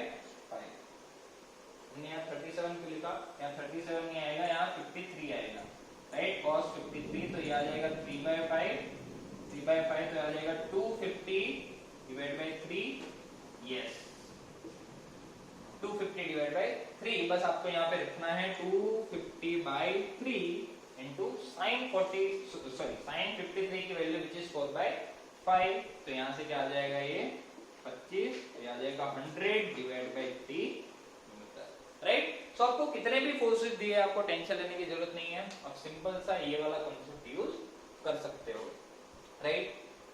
चलिए भाई, या तो अगर आपको 3 फोर्सेस दिए तो आप लामिस थ्योरम है वो भी आप यूज कर सकते हो, इजी है वैसे। चलिए देखो लामिस थ्योरम क्या होता है मैं फटाफट बता देता हूँ, बाकी ये सिमिलर टाइप की चीज है, इक्विलिब्रियम करके इक्वेट करना, राइट। लामिस थ्योरम में बता देता हूँ क्या होता है, ठीक है, आप पता है तो आप इसको स्किप भी कर सकते हो। सो लेट्स से कि कोई बॉडी है उसके ऊपर 3 फोर्सेस लग रहे हैं, F1, F2 and F3। 3 forces लग रहे हैं किसी भी बॉडी पे, और मुझे ऐसा दिया हुआ है कि इनका जो नेट फोर्स है वो 0 है, या ऐसा वर्ड यूज किया है कि this body is in equilibrium. ठीक है, अगर मुझे F1 plus F2 plus F3 that is equal to 0, that means net force acting on the body is 0, or you can say body is in equilibrium condition, right। अब तुम्हें कैसे भी करके ये सारे एंगल निकालना है। लेट्स से ये वाला एंगल है अल्फा, F2 के सामने वाला एंगल ले लो आप बीटा, और F3 के सामने वाला एंगल ले लो गामा, राइट। तो ये एंगल की वैल्यू आपको कैसे भी करके निकालनी है, ध्यान से समझना। 3 फोर्सेस लगने चाहिए, तीनों के तीनों किसी एक पॉइंट पे लगेंगे, और ये एंगल्स आपको कैसे भी करके निकालने हैं। बाकी ये जो सिमिलर वे में जो हमने लास्ट वाला सवाल किया वही वाला सवाल है, उसके अंदर भी देखो 3 फोर्सेस थे, ठीक है, बट वो ज्यादा आसानी से हो गया। बाकी आप ये भी यूज कर सकते हो, तो इसके लिए आप लामिस थ्योरम क्या है भाई, F1/sin alpha is equal to F2/sin beta that is equal to F3/sin gamma. F1 divide by उसके सामने वाला एंगल का sin alpha, F2 sin beta. देखो F2 है तो उसके सामने वाला एंगल, दैट मींस ये वाला नहीं, जो बचा हुआ वो। F3 की बात करो, नहीं ये वाला, उसके अलावा वाला sin का, राइट। तो ये सिंपल सा इक्वेशन है, आप यूज कर सकते हो सवालों के अंदर। आपको डिस्क्रिप्शन के अंदर आपको क्वेश्चन बैंक भी मिल जाएगी, तो आप उसको भी चेकआउट कर सकते हो। तो इसके अंदर भी ऐसे सवाल आपको मिल जाएंगे, राइट। प्रैक्टिस कर लेना। लामिस थ्योरम इजी है। अब सिंपल तरीका भी अगर आपको पता है फोर्सेस को रिजोल्व करने का, वेक्टर को रिजोल्व करने का, तो आप डायरेक्ट वहां से भी इसको सॉल्व कर सकते हैं, ठीक है। चलिए अब आता है पुली ब्लॉक प्रॉब्लम्स, ठीक है। ये सारी की सारी डिस्कशन तो हमने कर ली, नॉर्मल, टेंशन वगैरह वगैरह। अब आती है पुली ब्लॉक सिस्टम। पुली ब्लॉक सिस्टम समझने के लिए हमें एक चीज समझनी पड़ेगी which is constraint motion. Constraint motion. अब कंस्ट्रेंट मोशन क्या होती है, ठीक है। कंस्ट्रेंट मोशन के अंदर हमें पुली कंस्ट्रेंट की ही काम पड़ेगी ज्यादातर, तो हम पुली कंस्ट्रेंट देख लेते हैं। सो लेट्स से काफी बार तुम्हें ऐसा भी दिया होता है कि पुली जो है उसका भी कुछ एक्सेलरेशन है, पुली भी मूव कर रही है, ठीक है। ऐसा भी आता है भाई, सिस्टम काफी जब ऐसा हो जाए अटपटा, तब पुली भी मूव करते हुए दिखा सकते हैं। तो तब हमें किस तरीके से एक्सेलरेशन वगैरह निकालना पड़ेगा वो हमें देखना है। सो अब देखो लेट्स से ये जो पुली है वो ऊपर की साइड कुछ स्पीड से जा रही है vt, ठीक है। हम एक मेथड पढ़ेंगे पॉइंट मेथड, ठीक है। पॉइंट मेथड से इजीली आपकी कंस्टेंट मोशन के सारे प्रॉब्लम्स सॉल्व हो जाएंगे। ठीक है, velocity of pulley, let's say यहाँ पर कोई ब्लॉक है ब्लॉक ए, यहाँ पर कोई ब्लॉक है block B, right. Let's say जो वेलोसिटी ऑफ ए है वो v है और इसकी वेलोसिटी है vb, ठीक है। कितनी भी बड़ी सिस्टम दी हो, आप सबसे पहले ऐसे पॉइंट्स निकाल लो, इसलिए मैंने बोला पॉइंट मेथड, ऐसे पॉइंट निकाल लो जहां जहां पे सिस्टम का आप ऐसा समझो सम्मेलन हो रहा है। फॉर एग्जांपल यहाँ की मैं बात करूं, यहाँ पर रस्सी और ब्लॉक के बीच में कांटेक्ट है, तो यहाँ पर अपन ने एक पॉइंट एज्यूम कर लिया, एक पॉइंट हो गया यहाँ पर, एक पॉइंट हो गया यहाँ पर और एक पॉइंट हो गया यहाँ पर, तो ये अपने 4 पॉइंट हो गए टोटल अभी इस पर्टिकुलर केस के अंदर। अब आपको इन पॉइंट्स की स्पीड देखनी है, जैसे ये वाला पॉइंट है, ये पुली के साथ कनेक्टेड है, तो पुली वीपी से ऊपर जा रही है, तो ये वाला पॉइंट भी वीपी से ही ऊपर जाएगा। उसी तरीके से ये वाला पॉइंट भी पुली से ही कनेक्टेड है, तो वो भी वीपी से ऊपर जाएगा। ये वाला पॉइंट है वो ब्लॉक बी से कनेक्टेड है, तो जो ब्लॉक बी की स्पीड होगी वही इस वाले पॉइंट की होगी वीबी। सिमिलर वे में ये वाला जो पॉइंट है उसकी स्पीड हो जाएगी वी। तो सबसे पहले आपका काम रहेगा पॉइंट निकालना, पॉइंट निकाल दिया उसके बाद सारे पॉइंट्स की स्पीड लिख लो कौन सी डायरेक्शन में है। अब आप ये देखो ये जो पॉइंट है वो स्ट्रिंग की लेंथ को कैसे इफेक्ट कर रहा है, ध्यान से समझना। How these points are affecting the length of the string। जैसे अगर मैं VP की बात करूं, तो जब मैं ये वाले पॉइंट की बात करता हूँ, नाम नंबर दे देते 1 2 3 4, तो अगर मैं फर्स्ट पॉइंट की बात करता हूँ तो ये वाला पॉइंट ऊपर जा रहा है। जब मैं फर्स्ट की बात करूंगा तो बाकी सारे पॉइंट्स को आप भूल जाओ, बाकी सारों को देखो ही मत। तो अगर ये फर्स्ट पॉइंट ऊपर जाएगा तो ये स्ट्रिंग की लेंथ को क्या करेगा, अगर ये पॉइंट ऊपर जाएगा तो ये स्ट्रिंग की लेंथ को क्या करेगा, बढ़ाएगा। सीधी बात है, क्योंकि बाकी सबको अभी के लिए भूल जाओ। ये अगर ऊपर जाएगा तो स्ट्रिंग की लेंथ को क्या करेगा, बढ़ाएगा। उसी तरीके से अगर मैं सिर्फ इसकी बात करता, अगर ये ऊपर जाएगा तो ये स्ट्रिंग की लेंथ को क्या करेगा, घटाएगा। तो तुम्हें ये देखना है कि ये जो पॉइंट है, जो भी हमने पॉइंट्स माने हैं, ये स्ट्रिंग की लेंथ जो है उसको इंक्रीज करेगा या डिक्रीज करेगा। स्ट्रिंग की लेंथ, तो स्ट्रिंग लेंथ को बढ़ाएगा या घटाएगा, बस यही देखना है। ये जो पॉइंट्स है वो अगर ये बढ़ाएगा तो आपको प्लस साइन रखना है और घटाएगा तो आपको माइनस साइन रखना है। जैसे अगर मैं इस पॉइंट की बात करूं तो ये वाला जो पॉइंट है वो ऊपर जा रहा है, तो ये जो है वो स्ट्रिंग की लेंथ को क्या करेगा, बढ़ाएगा। तो आपको प्लस लिखना है, प्लस ये वाली मतलब प्लस, सारे पॉइंट के लिए यही करना है। ये वाले पॉइंट की बात करूं तो ये वाले पॉइंट के लिए ये वाला पॉइंट ऊपर जा रहा है, ये वाला पॉइंट अगर ऊपर जा रहा है तो ये स्ट्रिंग की लेंथ को बढ़ा रहा है। अगर ये स्ट्रिंग की लेंथ को बढ़ा रहा है तो देखो मैं क्या लिखूंगा वापस, प्लस वीपी। सिमिलर वे में यहाँ पर ये वाला पॉइंट ऊपर जा रहा है, ऊपर जा रहा है तो ये स्ट्रिंग की लेंथ को घटाएगा, घटाएगा तो मैं क्या लिखूंगा, माइनस वीए। ध्यान से देखो ना, ये जो है इसको जो कंसीडर करूंगा तो इनको थोड़ी देर के लिए ढक दो। ये ऊपर जाएगा तो ये देखो स्ट्रिंग की लेंथ को घटाएगा, घटाएगा तो माइनस वीए। सिमिलर वे में जब मैं इस पे डिस्कशन करूंगा तो ये भी क्या करेगा, घटाएगा ये, तो यहाँ पर भी मैंने लिख लिया minus VB and that will be equal to 0, right. आपको बस इस बात का ध्यान रखना है। ये रिलेशन आप एक्सेलरेशन के लिए भी लिख सकते हो, वेलोसिटी के लिए लिखा है, सिमिलर वे में एक्सेलरेशन का भी सेम रिलेशन आएगा। तो यहाँ से आपका हो जाएगा 2vp that is equal to va plus vb।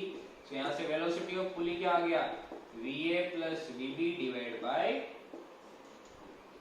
Right. बाकी आपको इसको रटना नहीं है, आपको ये वाले जो इक्वेशन है वो लिखनी आनी चाहिए फ्रॉम पॉइंट्स, ठीक है। जितने भी पॉइंट्स दिए हैं वहां से आपको ये वाली वैल्यू लिखनी आनी चाहिए, ठीक है। सो ये आपका सिंपल सा कंस्ट्रेंट मोशन का टाइप हो गया, ठीक है। चलिए भाई मिटा रहा हूं उसको, जैसे मैं एक एग्जांपल भी इसके अंदर करा देता हूं। मान लो कि मुझे ऐसा दिया हुआ है कि कोई पुली है, let's say this is the पुली, और यहां पर कोई ब्लॉक है ए, कोई ब्लॉक है इधर बी, और ये पुली है। पुली लेट्स से मुझे दिए 4 मीटर पर सेकंड से ऊपर जा रही है।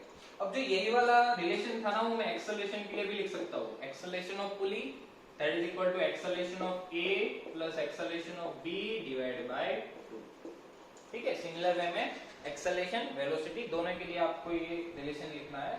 मुझे ऐसा दिया है ब्लॉक बी है वो 4 मीटर पर सेकंड से नीचे जा रहा है, so what will be the velocity of A, right? ये वाली बात निकालना। अब देखो कैसे करोगे, तो ये वाला फॉर्मूला तो थोड़ी देर के लिए भूल जाओ, हमें तो पॉइंट मेथड से समझना है, ठीक है? बेसिक से चलते हैं। तो सारे के सारे पॉइंट्स निकाल लो जो जो सिस्टम के अंदर है। जैसे ये वाला एक पॉइंट हो गया, ये वाला एक पॉइंट हो गया, ये वाला हो गया और ये वाला हो गया।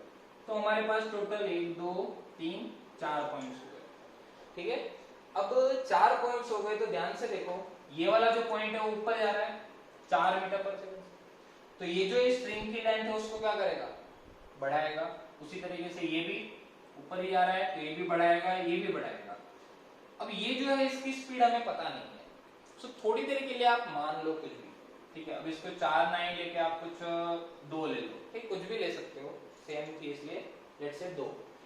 लेट्स से ये जो है वो ऊपर जा रहा है, आप नीचे मानोगे और अगर आपने गलत माना है तो आंसर नेगेटिव आएगा, तो कोई टेंशन लेने वाली बात नहीं है। लेट्स से हम ऊपर मान लेते हैं, ठीक है? ये कुछ va जितनी स्पीड से ऊपर जा रहा है, ये वाला ब्लॉक, ये वाला मुझे नीचे दिया हुआ है। अब देखो अगर ये 1 पॉइंट की बात करो तो ये 4 मीटर पर सेकंड से ऊपर जा रहा है। अगर ये 4 मीटर पर सेकंड से ऊपर जा रहा है तो ये वाला पॉइंट इस स्ट्रिंग की लेंथ को क्या करेगा, बढ़ाएगा। बढ़ाएगा तो मैं क्या पुट कर सकता हूँ यहाँ पर, +4, सिंपल। सिमिलर वे में अगर मैं सेकंड पॉइंट की बात करूं तो वो भी 4 मीटर पर सेकंड से ऊपर जा रहा है, तो वो भी इस स्ट्रिंग की लेंथ को बढ़ाएगा तो मैंने वापस क्या लिख लिया, +4। अगर मैं इस थर्ड पॉइंट की बात करूं तो थर्ड पॉइंट जो है वो va जितनी स्पीड से ऊपर जा रहा है, तो ये जो थर्ड पॉइंट है वो स्ट्रिंग की लेंथ को क्या कराएगा, घटाएगा। अगर ये ऊपर जाएगा तो मैंने क्या लिख लिया, -va। और ये जो फोर्थ पॉइंट है ये 2 मीटर पर सेकंड से नीचे जाएगा, अगर ये वाला पॉइंट नीचे गया तो ये स्ट्रिंग की लेंथ को क्या करेगा, बढ़ाएगा तो मैं क्या लिखूंगा, +2 that is equal to 0, simple. तो यहां से आपका va की वैल्यू आ गई 4 + 4 8 और 2 10 metre per second in upward direction, ठीक है? आप सोचो अगर आपने नीचे माना होता है इस va को, ठीक है, तो भी कुछ फर्क नहीं पड़ता। अगर आपने इसको नीचे माना होता तो बस a की जगह पे यहाँ पर प्लस की जगह माइनस आ जाता, सॉरी माइनस की जगह प्लस आ जाता और आंसर आपका आता -10 मीटर पर सेकंड। और माइनस आने का मतलब ये है कि आपने जो डायरेक्शन मानी है वो गलत है, ठीक है? तो ये सिंपल एग्जांपल है कंस्ट्रेंट मोशन का। आप सिंपल पॉइंट मेथड से कोई भी कंस्ट्रेंट मोशन के सवाल आप सॉल्व कर सकते हैं। चलिए अब पुली ब्लॉक प्रॉब्लम की बात करते हैं। पुली ब्लॉक सिस्टम,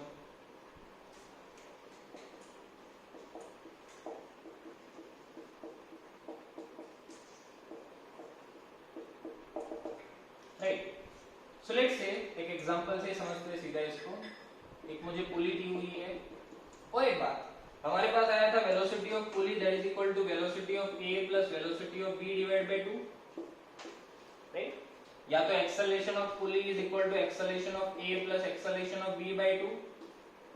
ये तो तब आएगा जब पुली भी मूव कर रही है एंड ब्लॉक्स भी मूव कर रहे हैं। जनरली पुली जो है वो फिक्स दी जाती है इस तरीके से, और जब पुली फिक्स दी जाती है तब वेलोसिटी ऑफ पुली भी 0 हो जाएगा एंड एक्सेलरेशन ऑफ पुली भी 0 हो जाएगा। तो सोचो अगर ये टर्म 0 हो गई तो यहां से मैं क्या लिख सकता हूं, acceleration of a that is equal to minus time acceleration of, मतलब अगर ये पुली फिक्स्ड है और यहाँ पर मैंने कोई ब्लॉक जोड़ा है 2 kg का, यहाँ पर मैंने कोई ब्लॉक जोड़ा है 5 kg का, ठीक है? तो मैं अगर बोलूं कि इस 5 kg का acceleration a metre per second नीचे की डायरेक्शन में है, मीटर पर सेकंड स्क्वायर, तो इसका एक्सेलरेशन क्या होगा? लेट्स से ये ब्लॉक b का एक्सेलरेशन है और ये a है, तो दोनों का एक्सेलरेशन क्या होगा, एक दूसरे के ऑपोजिट। तो अगर ये a से नीचे जा रहा है तो ये a से ऊपर आ रहा है। बस ये सिंपल सी बात याद रखनी है जब ये फिक्स्ड पुली हो तब, फिक्स नहीं हो फिर भी आप कर सकते हो, ठीक है? सो लेट्स से ये मुझे सवाल दिया हुआ है और इसके अंदर मुझे पूछा है find out the value of tension and acceleration of both the blocks, ठीक है? सिंपल सा पुली ब्लॉक सिस्टम है। अब ये जो पुली है, पुली के बारे में हमें कुछ चीजें समझनी है। जो पुली है उसको हम मासलेस मानते हैं, ठीक है? मासलेस इसलिए मानेंगे क्योंकि उसके ऊपर जो नेट फोर्स हम कंसीडर करेंगे वो हम 0 कंसीडर करेंगे, ठीक है? पुली के ऊपर जो भी नेट फोर्स लगेगा that will be equal to 0, right? तो इसलिए हम उसको मासलेस कंसीडर करेंगे। ध्यान से समझना इसको। चलिए मुझे क्या करना है, acceleration of both the block निकालना है, टेंशन इन द स्ट्रिंग निकालना है। तो सबसे पहले जितने भी फोर्सेस आपको पता है सिस्टम के अंदर उसको आप नोट कर लो। जैसे इस 5 kg की वजह से नीचे की डायरेक्शन में फोर्स लगेगा 50 न्यूटन, और इस 2 kg की वजह से नीचे की डायरेक्शन में फोर्स लगेगा 20 न्यूटन। और मैंने एक और बात बताई थी कि जब तक स्ट्रिंग बदलती नहीं है तब तक उसके ऊपर टेंशन जो है वो क्या रहेगा, सेम रहेगा, राइट। तो ये सारे के सारे स्ट्रिंग के अंदर टेंशन की वैल्यू क्या है। अब तुम्हें एक एक ब्लॉक की अलग अलग से चर्चा करनी है। जैसे अगर मैं यहाँ पर बात करूं, अब देखो मेरे पास वेरिएबल्स कितने हैं, टी एंड ए, 2 वेरिएबल्स है, तो मुझे 2 इक्वेशन चाहिए कैसे भी करके। तो दोनों के दोनों ब्लॉक से मुझे इक्वेशन इजीली मिल जाएगी। जैसे अगर मैं 5 kg ब्लॉक की बात करता हूँ, तो मैंने माना हुआ है कि ये ए जितने एक्सेलरेशन से नीचे जा रहा है, ये मैंने माना है कि ये ए जितने एक्सेलरेशन से नीचे जा रहा है। दैट मींस इसके ऊपर जो नीचे की डायरेक्शन में फोर्स लग रहा है, this is dominating this tension, ठीक है। अब चलिए मैं इसके लिए न्यूटन का सेकंड लॉ लगाता हूँ। हमें न्यूटन का सेकंड लॉ पता है, F net which is equal to mass into acceleration, जब मास कांस्टेंट है, ठीक है। तो नेट फोर्स इस ब्लॉक के ऊपर कितना लगेगा, 50 इस डायरेक्शन में और t ऊपर है, तो नेट फोर्स क्या हो जाएगा 50 minus 2, and that will be equal to mass of the block that is equal to 5 into acceleration of the block, जो हमने a माना हुआ है। तो ये आपकी पहली इक्वेशन हो गई पहले ब्लॉक से। दूसरी ब्लॉक की बात करूं तो मैंने माना है कि दूसरा ब्लॉक ऊपर जा रहा है, सो ये 2 kg है, उसके ऊपर t इधर लग रहा है और 20 इधर लग रहा है, और नेट वो a जितने एक्सेलरेशन से ऊपर जा रहा है। दैट मींस यहाँ पर t डोमिनेट कर रहा है।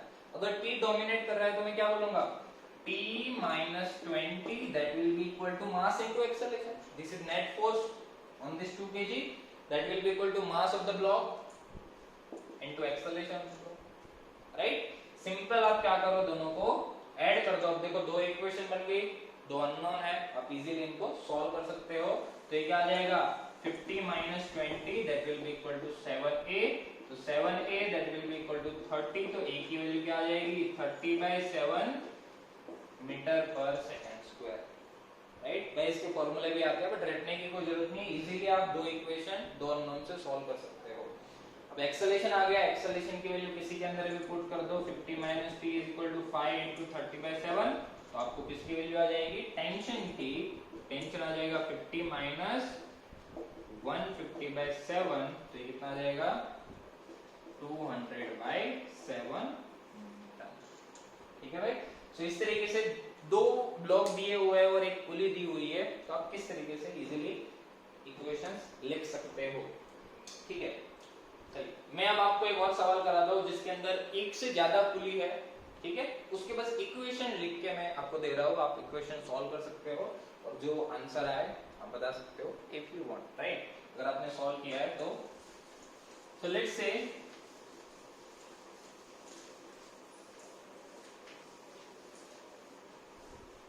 पुली ब्लॉक सिस्टम के अंदर ही मुझे कुछ इस टाइप का सवाल दिया जाए, ठीक है। पहली बात ये वाले सवाल को आप होमवर्क में कर लेना। लेट्स से ये 37 डिग्री है, ये 53 डिग्री है, यहाँ पर एक पुली, यहाँ पर एक ब्लॉक रखा हुआ है और एक ब्लॉक रखा हुआ है यहाँ पर। लेट्स से ये 5 kg का है, ये भी 5 kg का है, ठीक है। तो ऑब्वियस सी बात है सिस्टम इधर उधर मूव करेगा, पुली यहाँ से फिक्स्ड है, तो मुझे बताना है दोनों ब्लॉक का एक्सेलरेशन कितना होगा और टेंशन इन द स्ट्रिंग कितनी होगी। ये वाला सवाल आपके लिए है होमवर्क, डिजिटल होमवर्क, राइट। चलिए आगे बात करते हैं इसके अंदर। लेट्स से अपने पास एक पुली इस तरीके से है,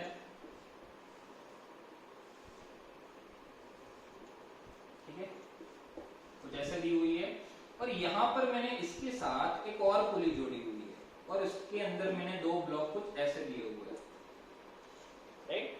चलिए अब कुछ भी मास दे सकते हैं। लेट्स से अपन इसका मास ले लेते हैं 5, इसका 7 और इसका ले लो 3, ठीक है। अब मुझे पूछ लिया सारे स्ट्रिंग के अंदर टेंशन निकालो, इसको आप लिख सकते हो, ठीक है। मुझे पूछा है सारी स्ट्रिंग के अंदर आपको टेंशन निकालना है and acceleration of each block, सारे के सारे ब्लॉक का एक्सेलरेशन बताना है। अब देखो मैंने एक बात बताई थी कि अगर पुली फिक्स्ड है तो दोनों के दोनों ब्लॉक का एक्सेलरेशन का मैग्नीट्यूड सेम रहेगा, डायरेक्शन अपोजिट होगी, मैग्नीट्यूड इक्वल रहेगा। बट जब पुली मूव करेगी, पुली जब मूव कर रही होगी तब एक्सेलरेशन जो है दोनों ब्लॉक का सेम नहीं रहेगा, राइट, इन दोनों का सेम अभी नहीं रहेगा, पहली बात, ठीक है। तो ये आपको समझना है बस। चलिए ये वाला एक स्ट्रिंग है, ये यहाँ पे खत्म हो गया, तो यहाँ पर आप टेंशन बोल दो, लेट्स से T1। फिर ये स्ट्रिंग बदल गई, तो मैंने बताया था कि अगर स्ट्रिंग बदलेगी तो टेंशन भी बदलेगा, ठीक है। तो ये बात आपको दूसरा पॉइंट समझना है। अब इस ब्लॉक का एक्सेलरेशन लेट्स से A1 ऊपर है, ओके। अब लेट्स से यहां पर कोई ब्लॉक होता, यहां पर अगर कोई ब्लॉक होता, या तो आप ऐसा मान लो इस ब्लॉक का एक्सेलरेशन A1 नीचे है और इसकी जगह एक ब्लॉक होता, तो उसका एक्सेलरेशन कहां होता, क्योंकि ये वाली पुली तो फिक्स्ड है, तो ये वाला ब्लॉक का एक्सेलरेशन A1 जितना ऊपर होगा, क्योंकि अगर मुझे पता है पुली फिक्स्ड है तो ब्लॉक A का एक्सेलरेशन अगर A इधर है तो B का इधर आएगा, इधर इधर, राइट, ऑपोजिट एंड इक्वल। तो लेट्स से हाँ, यहां से हमें मिल गया किसका एक्सेलरेशन, पुली का। अगर इसका एक्सेलरेशन A1 नीचे है तो पुली का एक्सेलरेशन A1 ऊपर की साइड आ जाएगा। अब पुली का एक्सेलरेशन आ गया, अब इन दोनों ब्लॉक का एक्सेलरेशन आप अपने हिसाब से मान लो, लेट्स से जो 7 है उसका एक्सेलरेशन A2 यहाँ पर है और इसका एक्सेलरेशन किसी भी डायरेक्शन में आप मान सकते हो A3 ऊपर, आपकी मर्जी, राइट। अगर आपका आंसर नेगेटिव आता है दैट मींस आपने डायरेक्शन ऑपोजिट मानी है। अब आप देखो अपने पास वेरिएबल कितने हैं, अपने पास वेरिएबल है T1 T2 then A1 A2 A3, 5 variable है, तो टोटल हमें 5 इक्वेशन चाहिए होगी, ठीक है। तो कैसे भी करके 5 इक्वेशन बनानी है, बस यही सिंपल लॉजिक है लॉज ऑफ मोशन का, ठीक है। यही आपने सीख लिया तो लॉज ऑफ मोशन सीख लिया, आप ऐसा मान लो, ठीक है। सिंपल आपको देखना है कितने वेरिएबल बनाने हैं, या तो टेंशन पूछ लेंगे या नॉर्मल पूछ लेंगे या एक्सेलरेशन पूछ लेंगे, जब फ्रिक्शन की बात अभी नहीं करेंगे तब तक, है ना। तो आपको क्या करना है, सिंपल टेंशन की वैल्यू निकालनी है, एक्सेलरेशन की वैल्यू निकालनी है। तो देखो यहाँ पर सबसे पहले तो मैंने एक बात बताई थी कि जो पुली है वो कैसी है, मासलेस है। अगर पुली मासलेस है तो उसके ऊपर नेट फोर्स रहेगा वो 0 रहेगा, राइट। तो पहला है net force on pulley that is equal to 0। तो देखो पुली के ऊपर कितने फोर्स लग रहे हैं, इधर लग रहा है भाई T2, इधर भी लग रहा है T2, दोनों सेम है, और एक फोर्स लग रहा है T1, और इसके ऊपर नेट फोर्स 0 है, दैट मींस मैं बोल सकता हूं कि इसके ऊपर जितने फोर्स ऊपर लग रहे हैं उतने फोर्स नीचे लगेंगे, क्योंकि हॉरिजॉन्टल में तो और कोई फोर्स है ही नहीं। तो मैं यहां से क्या लिख सकता हूं, T1 that is equal to 2T2, पहला इक्वेशन आ गया आपका। हमें टोटल 5 इक्वेशन लिखनी है, तो उसमें से हमारा पहला इक्वेशन आ गया। दूसरी इक्वेशन की बात करूं तो दूसरी इक्वेशन के लिए ये वाला ब्लॉक देखो, अब ये वाला ब्लॉक नीचे जा रहा है, इसके ऊपर नीचे फोर्स लग रहा है 50, यहाँ पर लग रहा है 70 और यहाँ पर लग रहा है 30, राइट। अब ये जो 50 लग रहा है तो इसके लिए आप इक्वेशन लिख लो, क्योंकि आपको एक्सेलरेशन भी पता है इसका, तो न्यूटन का सेकंड लॉ लगाओ। T1 और 50 में से 50 इज डोमिनेटिंग देन T1, तो आप लिख सकते हो 50 minus T1 that is equal to 5A1, net force on the body that is equal to mass into acceleration of the body, right। 50 minus T1 that will be equal to 5A1। चलिए यहाँ की बात करूं, ये दूसरी equation हो गई अपनी, यहाँ की बात करूं तो क्या आएगा, T2 minus 30, क्योंकि ये अभी ऊपर जा रहा है, मैंने माना है A3 ऊपर है, गलत माना है तो नेगेटिव आएगा, so don't worry about that. So ऊपर जाएगा तो T2 minus 30 that is equal to 3 into A3, ये आ गया अपना थर्ड इक्वेशन। फोर्थ इक्वेशन यहां से आएगा, फोर्थ इक्वेशन कैसे आएगा भाई, फोर्थ इक्वेशन नीचे जा रहा है ये, तो 70 minus T2 and that will be equal to 7A और इसका एक्सेलरेशन है 2। ये तो आ गई फोर्थ इक्वेशन। तो 4 इक्वेशन निकालो, देखो जितने भी ब्लॉक है तो हर ब्लॉक से एक एक इक्वेशन आ जाएगी, ठीक है। इस टाइप की सिस्टम दिए तो एक इक्वेशन पुली से आ जाएगी, बट एक इक्वेशन की हमें कमी पड़ेगी, हमें 5 वेरिएबल्स दिए हैं तो 5 इक्वेशन चाहिए तभी ये सॉल्व हो पाएगा। तो एक जो इक्वेशन है तुम्हें कहां से मिलेगी, एक इक्वेशन जो मैंने अभी सिखाया कांस्टेंट मोशन, वहां से आपको एक इक्वेशन मिलेगी, ठीक है। तो आप ये वाली पुली को ध्यान से देखो, इस वाले सिस्टम को ध्यान से देखो, पुली जो है वो A1 जितना एक्सेलरेशन से ऊपर जा रही है, ठीक है। एक पॉइंट यहाँ पर है फर्स्ट पॉइंट, एक पॉइंट यहाँ पर है सेकंड पॉइंट, एक यहाँ पर है और एक यहाँ पर है, तो इनके लगा दो कांस्टेंट मोशन, क्या फर्क पड़ता है। तो फर्स्ट पॉइंट A1 से ऊपर जा रहा है, जो स्ट्रिंग की लेंथ को देखो क्या कर रहा है, ये अगर ऊपर जाएगा तो स्ट्रिंग की लेंथ को बढ़ाएगा, बढ़ाएगा तो प्लस A1। ये वाला पॉइंट ऊपर जा रहा है, सिमिलर वे में ये भी स्ट्रिंग की लेंथ को क्या करेगा, बढ़ाएगा, ठीक है। ये वाला पॉइंट देखो नीचे जा रहा है A2 से, तो इस स्ट्रिंग की लेंथ को बढ़ाएगा, बढ़ाएगा तो प्लस A2।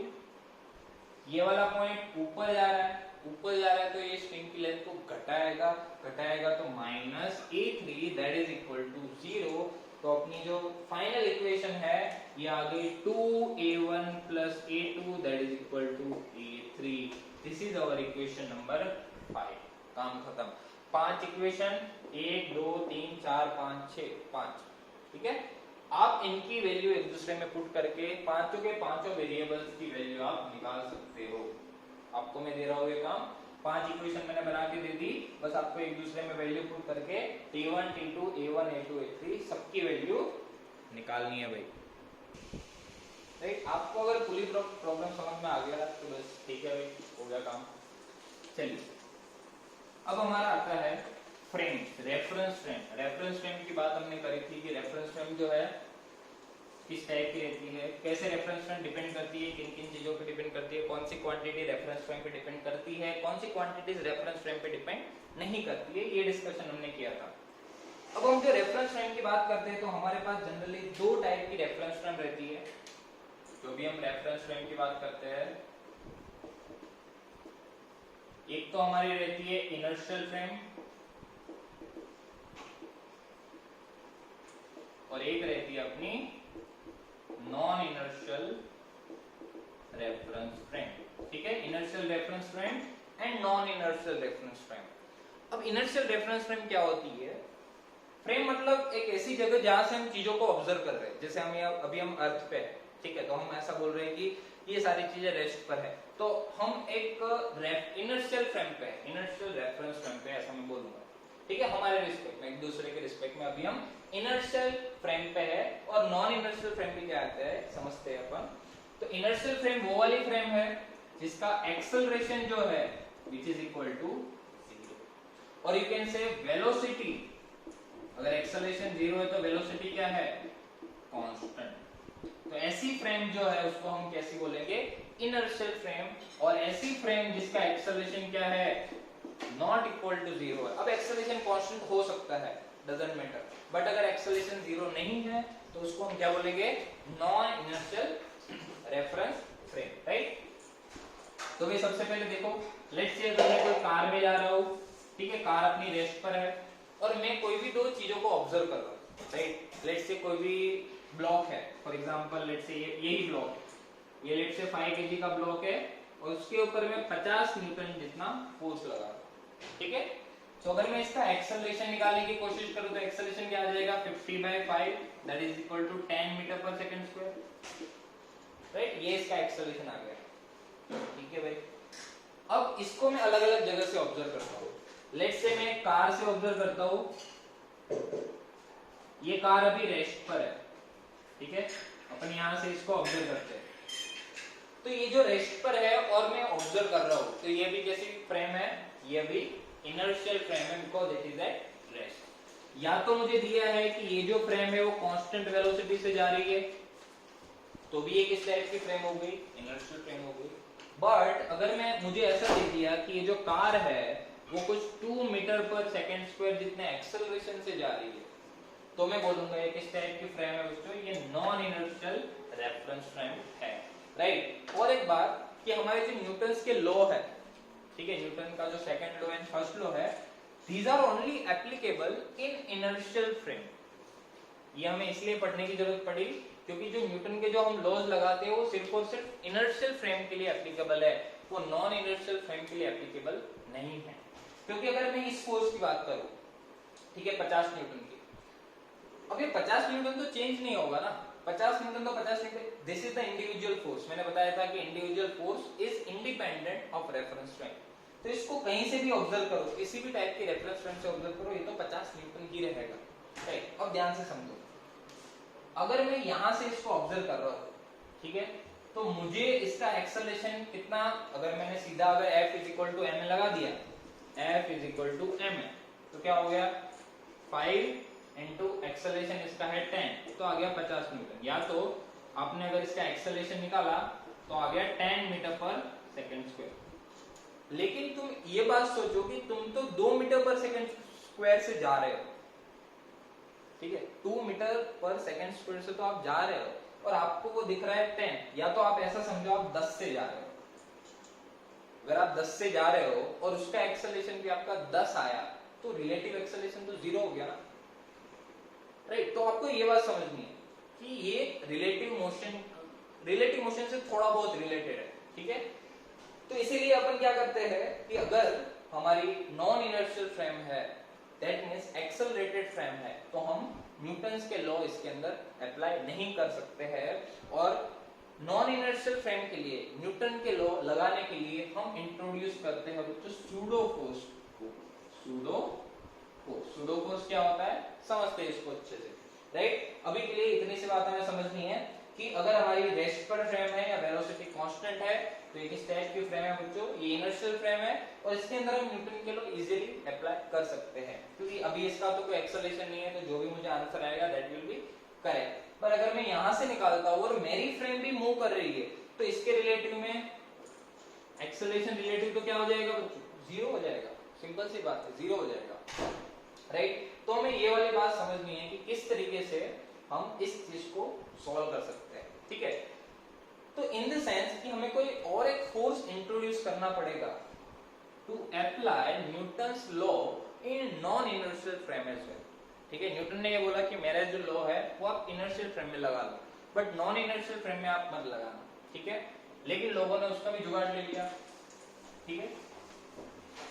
इसलिए हमने एक और टाइप का फोर्स इंट्रोड्यूस किया which is known as pseudo force, ठीक है। तो सूडो फोर्स जो है,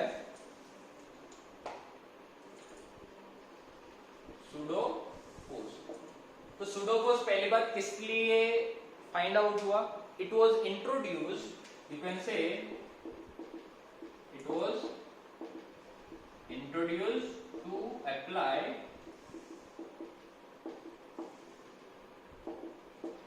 Newton's laws in non-inertial frame, ठीक है। न्यूटन के लॉ नॉन इनर्शियल फ्रेम में लगाने के लिए हमें सूडो फोर्स का इंट्रोडक्शन करना पड़ा, ठीक है। अब ये जो सूडो फोर्स है, पहली बात फोर्स है, तो एक तो आएगा उसका मैग्नीट्यूड क्या होगा, दूसरा उसकी डायरेक्शन क्या होगी, और तीसरा उसका पॉइंट ऑफ एप्लीकेशन क्या होगा, ठीक है। ये तीनों की चीजों की चर्चा हमने क्लास के शुरुआत में करी थी। तो इन तीन चीजों की जरूरत पड़ेगी कि सूडो फोर्स का मैग्नीट्यूड कितना होगा, उसका डायरेक्शन क्या होगा, एंड उसका पॉइंट ऑफ एप्लीकेशन क्या रहेगा। तो इसका मैग्नीट्यूड जो है बहुत सिंपल है, that is nothing but mass of the body into acceleration of frame, simple. Direction है ऑपोजिट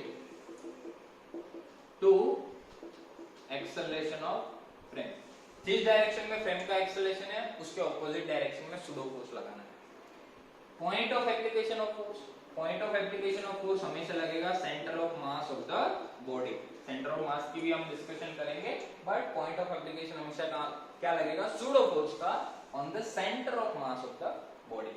अब इन तीनों का यूज करके हम किस तरीके से, देखो, सूडो फोर्स का यूज करके न्यूटन का सेकंड लॉ लगाते हैं इन नॉन इनर्शियल फ्रेम, राइट। तो आप इस चीज को नोट डाउन कर सकते हो, ठीक है। देखो यहाँ पर ही आप एग्जांपल ले लो, जैसे मैंने बताया था तुम्हें कि कोई ब्लॉक है, लेट्स से 5 kg का, और उसके ऊपर 10 न्यूटन जितना फोर्स लग रहा है, ठीक है। 10 न्यूटन में आप 20 न्यूटन ले लो, ठीक है। तो इसका जो एक्सेलरेशन है ये कितना आया भाई, 20/5 that is equal to 4 metre per second square. अब इस चीज को मैं ऑब्जर्व कर रहा हूं एक कार से, अब ये जो कार है वो 2 मीटर पर सेकंड स्क्वायर से आगे जा रही है, that means this car is non inertial frame. ये एक नॉन इनर्शियल फ्रेम है, तो मुझे सूडो फोर्स से ही कैलकुलेट करना पड़ेगा। मुझे पूछा है कि आप कार में बैठे हो और आपको उस ब्लॉक का एक्सेलरेशन निकालना है, तो मैंने एक्सेलरेशन निकालने के लिए फोर्स डिवाइडेड बाय मास कर दिया और आंसर लिख लिया 4, व्हिच इज रॉन्ग, क्योंकि हम एक कैसी फ्रेम में है, नॉन इनर्शियल, तो हम सीधा ये नहीं, क्योंकि ये तो न्यूटन का सेकंड लॉ है, ये हम नहीं लगा सकते इस फ्रेम में, तो हमें सूडो फोर्स का इंट्रोडक्शन करना पड़ेगा। पहले डायरेक्शन देखो, direction is opposite to the acceleration of frame. Frame का एक्सेलरेशन इधर है 2 मीटर पर सेकंड स्क्वायर, तो जो ब्लॉक है उसके ऊपर सूडो फोर्स कहां लगेगा, इस डायरेक्शन, ठीक है भाई। F मैग्नीट्यूड क्या रहेगा, मास of the body into acceleration of the frame. इसका मैग्नीट्यूड क्या रहेगा, मास of the body is 5, acceleration of frame is 2 बस। और point of application centre of mass of the body, तो जो बॉडी का सेंटर ऑफ पॉइंट मास है तो कोई दिक्कत ही नहीं है, बाकी जब डिस्ट्रीब्यूटेड मास सिस्टम आएगा तब इसका थोड़ा ज्यादा एप्लीकेशन रहेगा, बट अभी के लिए इसके ऊपर इस डायरेक्शन में फोर्स लगेगा which is equal to 5 into 2, और you can say mass of the body into acceleration of the frame, तो ये क्या आ गया 10। अब आप इजीली लगा सकते हो इसके ऊपर न्यूटन का सेकंड लॉ। अगर मैं अब इसके ऊपर न्यूटन का सेकंड लॉ लगाऊं तो एक्सेलरेशन क्या आएगा, 20 माइनस 10 डिवाइड बाय 5, तो कितना आ गया 2 metre per second.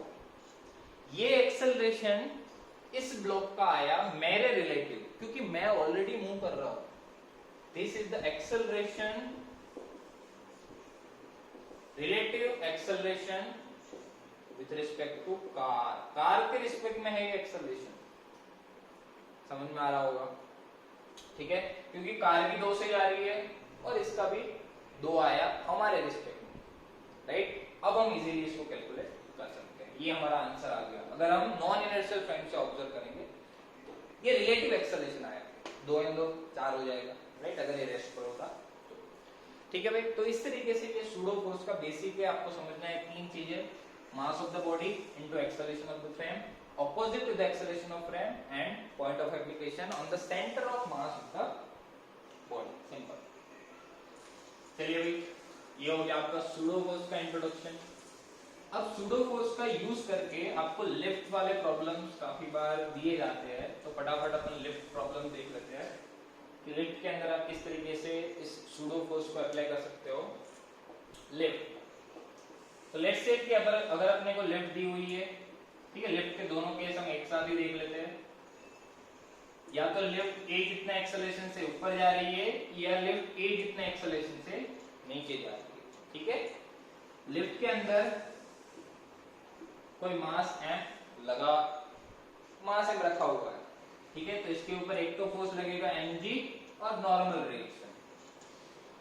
Similar way में यहाँ पर भी मास m है, इसके ऊपर लगेगा mg एंड नॉर्मल। दोनों के केस में मुझे नॉर्मल की वैल्यू निकालनी है कि जब लिफ्ट ऊपर जा रही है, लिफ्ट नीचे जा रही है, ठीक है। लिफ्ट वाले और भी क्वेश्चंस है, आप सॉल्व कर सकते हैं। सिंपल आपको न्यूटन का सेकंड लॉ लगाना है। ये भी ध्यान रखना है कि अगर एक्सेलरेटेड फ्रेम है तो सूडो फोर्स को जरूर इंट्रोड्यूस करें, ठीक है। तो यस, तो लेट्स से ये वाला ब्लॉक मुझे दे दिया, तो इसके ऊपर मुझे नॉर्मल की वैल्यू निकालनी है, ठीक है। अब अगर मैं इसको बाहर से ऑब्जर्व करूंगा, ठीक है, फ्रॉम आउटसाइड,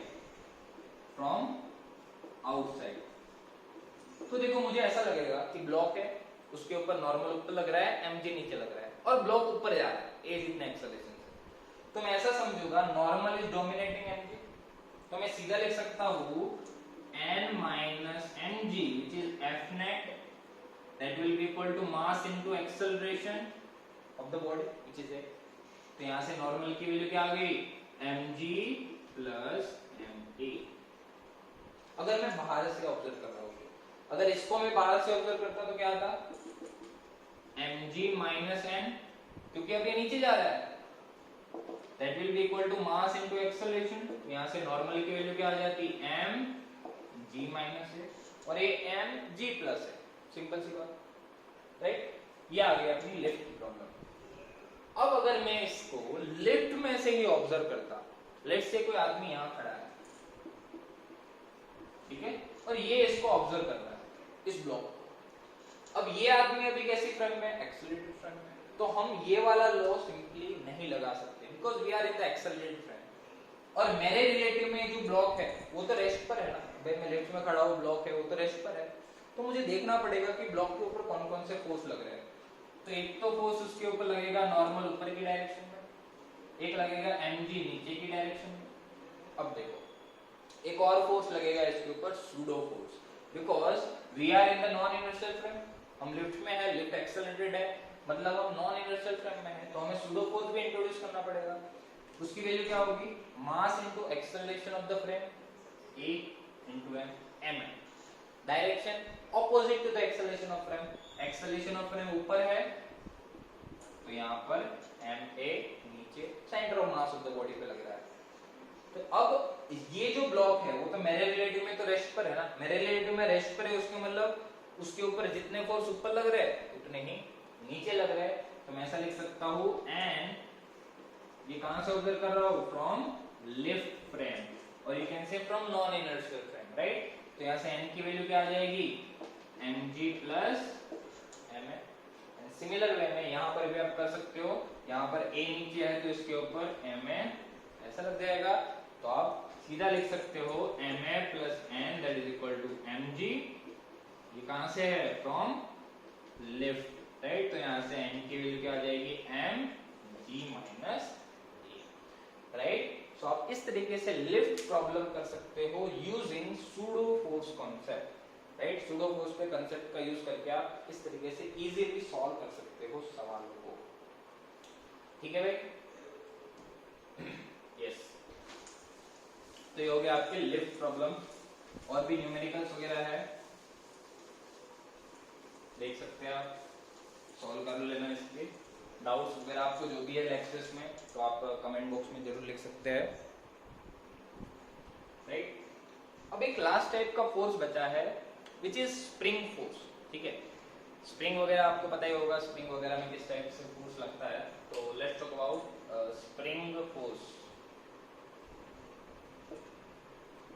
लेट्स से अपने पास एक स्प्रिंग है और उसके साथ मैंने एक ब्लॉक ऑफ मास m जोड़ा हुआ है, ठीक है।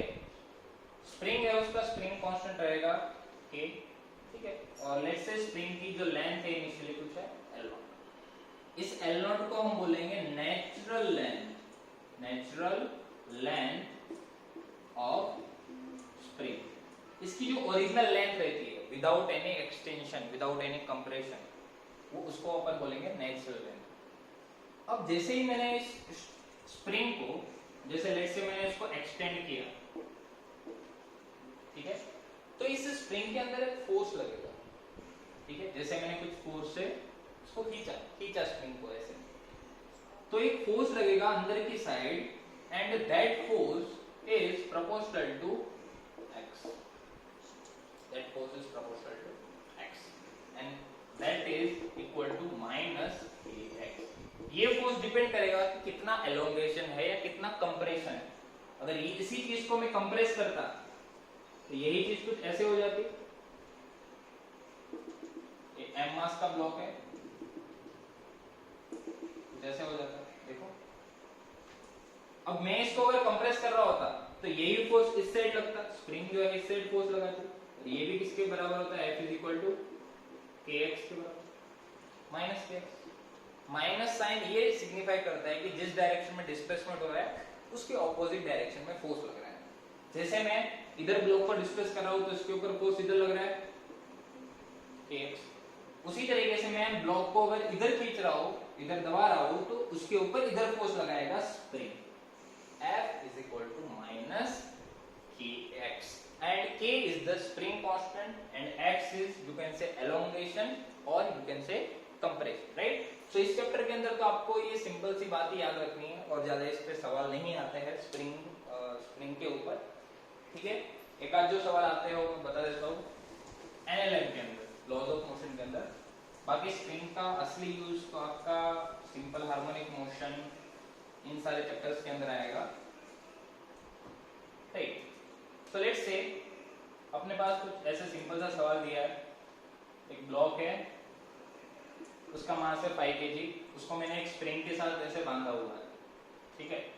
सो मुझे ऐसा पूछ लिया है कि what is the elongation in the spring, क्योंकि अभी ध्यान से देखोगे इसका के लेट से मुझे दिया है 200 न्यूटन पर मीटर, ठीक है। अब ये नेचुरल लेंथ पे नहीं है, अभी मुझे ऐसे इक्विलिब्रियम कंडीशन दी हुई है, 5 kg का ब्लॉक रखा हुआ है, इसका स्प्रिंग कांस्टेंट भी दिया हुआ है, तो मुझे एक आइडिया आएगा कि अभी जो स्प्रिंग है वो नेचुरल लेंथ पे नहीं है, वो कुछ ना कुछ कंप्रेस्ड है। ऑब्वियस सी बात है, स्प्रिंग को अगर मैं खींच रहा हूँ तो ऑब्वियस सी बात है थोड़ी सी वो कंप्रेस रहेगी, सो कंप्रेस क्या एलोंगेट रहेगी, ठीक है। थोड़ी सी नेचुरल लेंथ से ज्यादा है, लेट्स से x जितनी ज्यादा है, ठीक है। और अभी ये इक्विलिब्रियम पोजीशन है, तो आपको इस x की वैल्यू निकालनी है कि ये कितना एलोंगेट हो रखा है। एक सवाल मैं बताता हूँ, दूसरा आपको करना है, ठीक है। सो लेट्स से ये 5 दिया है, तो इधर 50 न्यूटन हमें पता है mg, और ऊपर की साइड कितना लगेगा kx जितना, अभी हमने बताया। और अगर ये इक्विलिब्रियम कंडीशन है तो मैं क्या बोल सकता हूँ, ये जो mg लगेगा that is equal to kx which is elongation in the spring x, वही तो मुझे निकालना है x, तो क्या हो जाएगा mg by k, और you can say 5 into 10 divided by 200, so 1/4 metre is the value of x, इतना एलोंगेशन होगा स्प्रिंग के अंदर, ठीक है भाई। तो ऐसे सिंपल से सवाल आते हैं स्प्रिंग के अंदर। बाकी ये वाला सवाल आप खुद से ट्राई कर सकते हो।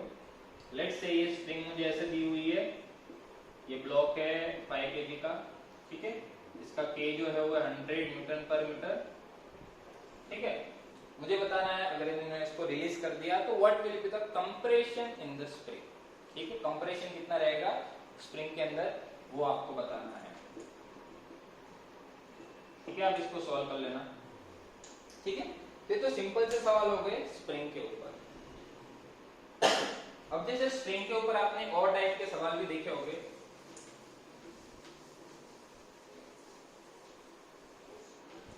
which are you can say cutting of a spring, spring को कभी कट कर दिया जाए, ठीक है, या स्ट्रिंग को कट कर दिया जाए, तब इस टाइप के सवाल आते हैं।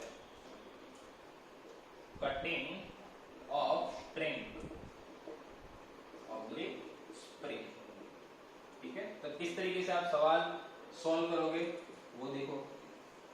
लेट्स से सबसे पहला सवाल मुझे कुछ ऐसा दिया है, यहाँ पर एक ब्लॉक है, उसके साथ मैंने ऐसे दूसरा ब्लॉक जोड़ा हुआ है ऐसे। लेट्स से इसका मास है 5 kg, इसका भी मास 5 kg, इसका भी मास, इसका मास से 3 kg, ठीक है। मुझे इतना दिया हुआ, मुझे ऐसा बोला गया है कि मैंने यहां से कट कर दिया, मैंने यहां से कट मार दिया, तो मुझे ऐसा पूछा है what will be the acceleration of both the blocks just after cutting, cut करने के जस्ट बाद दोनों ब्लॉक का एक्सेलरेशन निकालना है मुझे, ठीक है। सबसे पहले आपको फोर्सेस लिखने पड़ेंगे, फोर्सेस सारे के सारे लिखने पड़ेंगे। देखो सबसे पहले आपको यहां से शुरू करना है, 3 kg है तो नीचे की साइड लग रहा है 30, अगर ये 30 लग रहा है और ये इक्विलिब्रियम कंडीशन है, इनिशियल इक्विलिब्रियम कंडीशन दी जाती है, तो यहां पर कितना लगेगा 30। और स्प्रिंग के अंदर हमें पता है, स्प्रिंग के अंदर kx, अब देखो जैसे मैंने बताया था टेंशन जो है वो इक्वल रहेगा, एक ही स्प्रिंग होगी तो उसी तरीके से एक ही स्प्रिंग रहेगी तो पूरी स्प्रिंग के अलोंग स्प्रिंग फोर्स भी इक्वल रहेगा, तो यहां पर भी फोर्स कितना लगेगा बच्चों 30 न्यूटन। अब इस 5 की वजह से नीचे की साइड कितना लगेगा 50 न्यूटन हो रहा है, तो यहाँ पर टेंशन कितना हो जाएगा 80 न्यूटन, ठीक है। इतना मुझे डेटा शुरुआत के अंदर लिखना आना चाहिए बस। अब मैंने इसको कट कर दिया, अब देखो कट करने के बाद आपको दो बात समझनी है।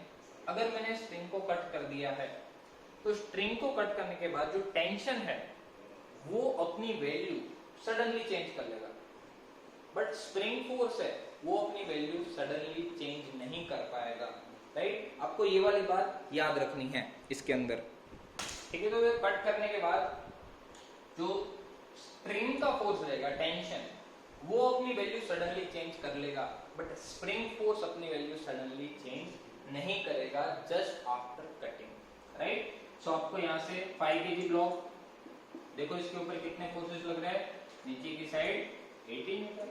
तो इसका एक्सेलरेशन क्या हो गया, टेंशन ने अपनी वैल्यू तुरंत जीरो कर ली क्योंकि मैंने स्ट्रिंग को क्या कर दिया, कट कर दिया। तो इसका एक्सेलरेशन क्या हो गया भाई, 80 divide by 5 that is equal to, ठीक है 16 metre per second square just after cutting. और यहाँ पर ये जो 3 kg ब्लॉक है उसके ऊपर 30 तो रहेगा ही, क्योंकि ये रहेगा ही, it will not change just after cutting. बस आपको ये बात दिमाग में बिठा के रखनी है। और नीचे की साइड तो 30 है ही, तो इसके ऊपर नेट फोर्स तो जीरो है, नेट फोर्स जीरो है, तो इसका एक्सेलरेशन क्या हो जाएगा बच्चों, जीरो हो जाएगा। ठीक है भाई। तो भाई इस टाइप के देखो बहुत सारे सवाल आप कर सकते हो सोल्व। जैसे मैंने बताया डिस्क्रिप्शन के अंदर आपको क्वेश्चन बैंक मिल जाएगी, इसके अंदर ऐसे बहुत सारे सवाल दिए हुए हैं, तो आप उसको सॉल्व करना। कोई भी डाउट्स हो आप बॉक्स में लिख सकते हो, राइट। एंड यस, अपन कल नेक्स्ट लेक्चर के अंदर हम डिस्कस करने वाले हैं फ्रिक्शन के बारे में, राइट। आप तब तक इसके जितने भी सवाल है उसकी आप प्रैक्टिस कर सकते हैं, राइट। आज के लिए इतना है, थैंक यू।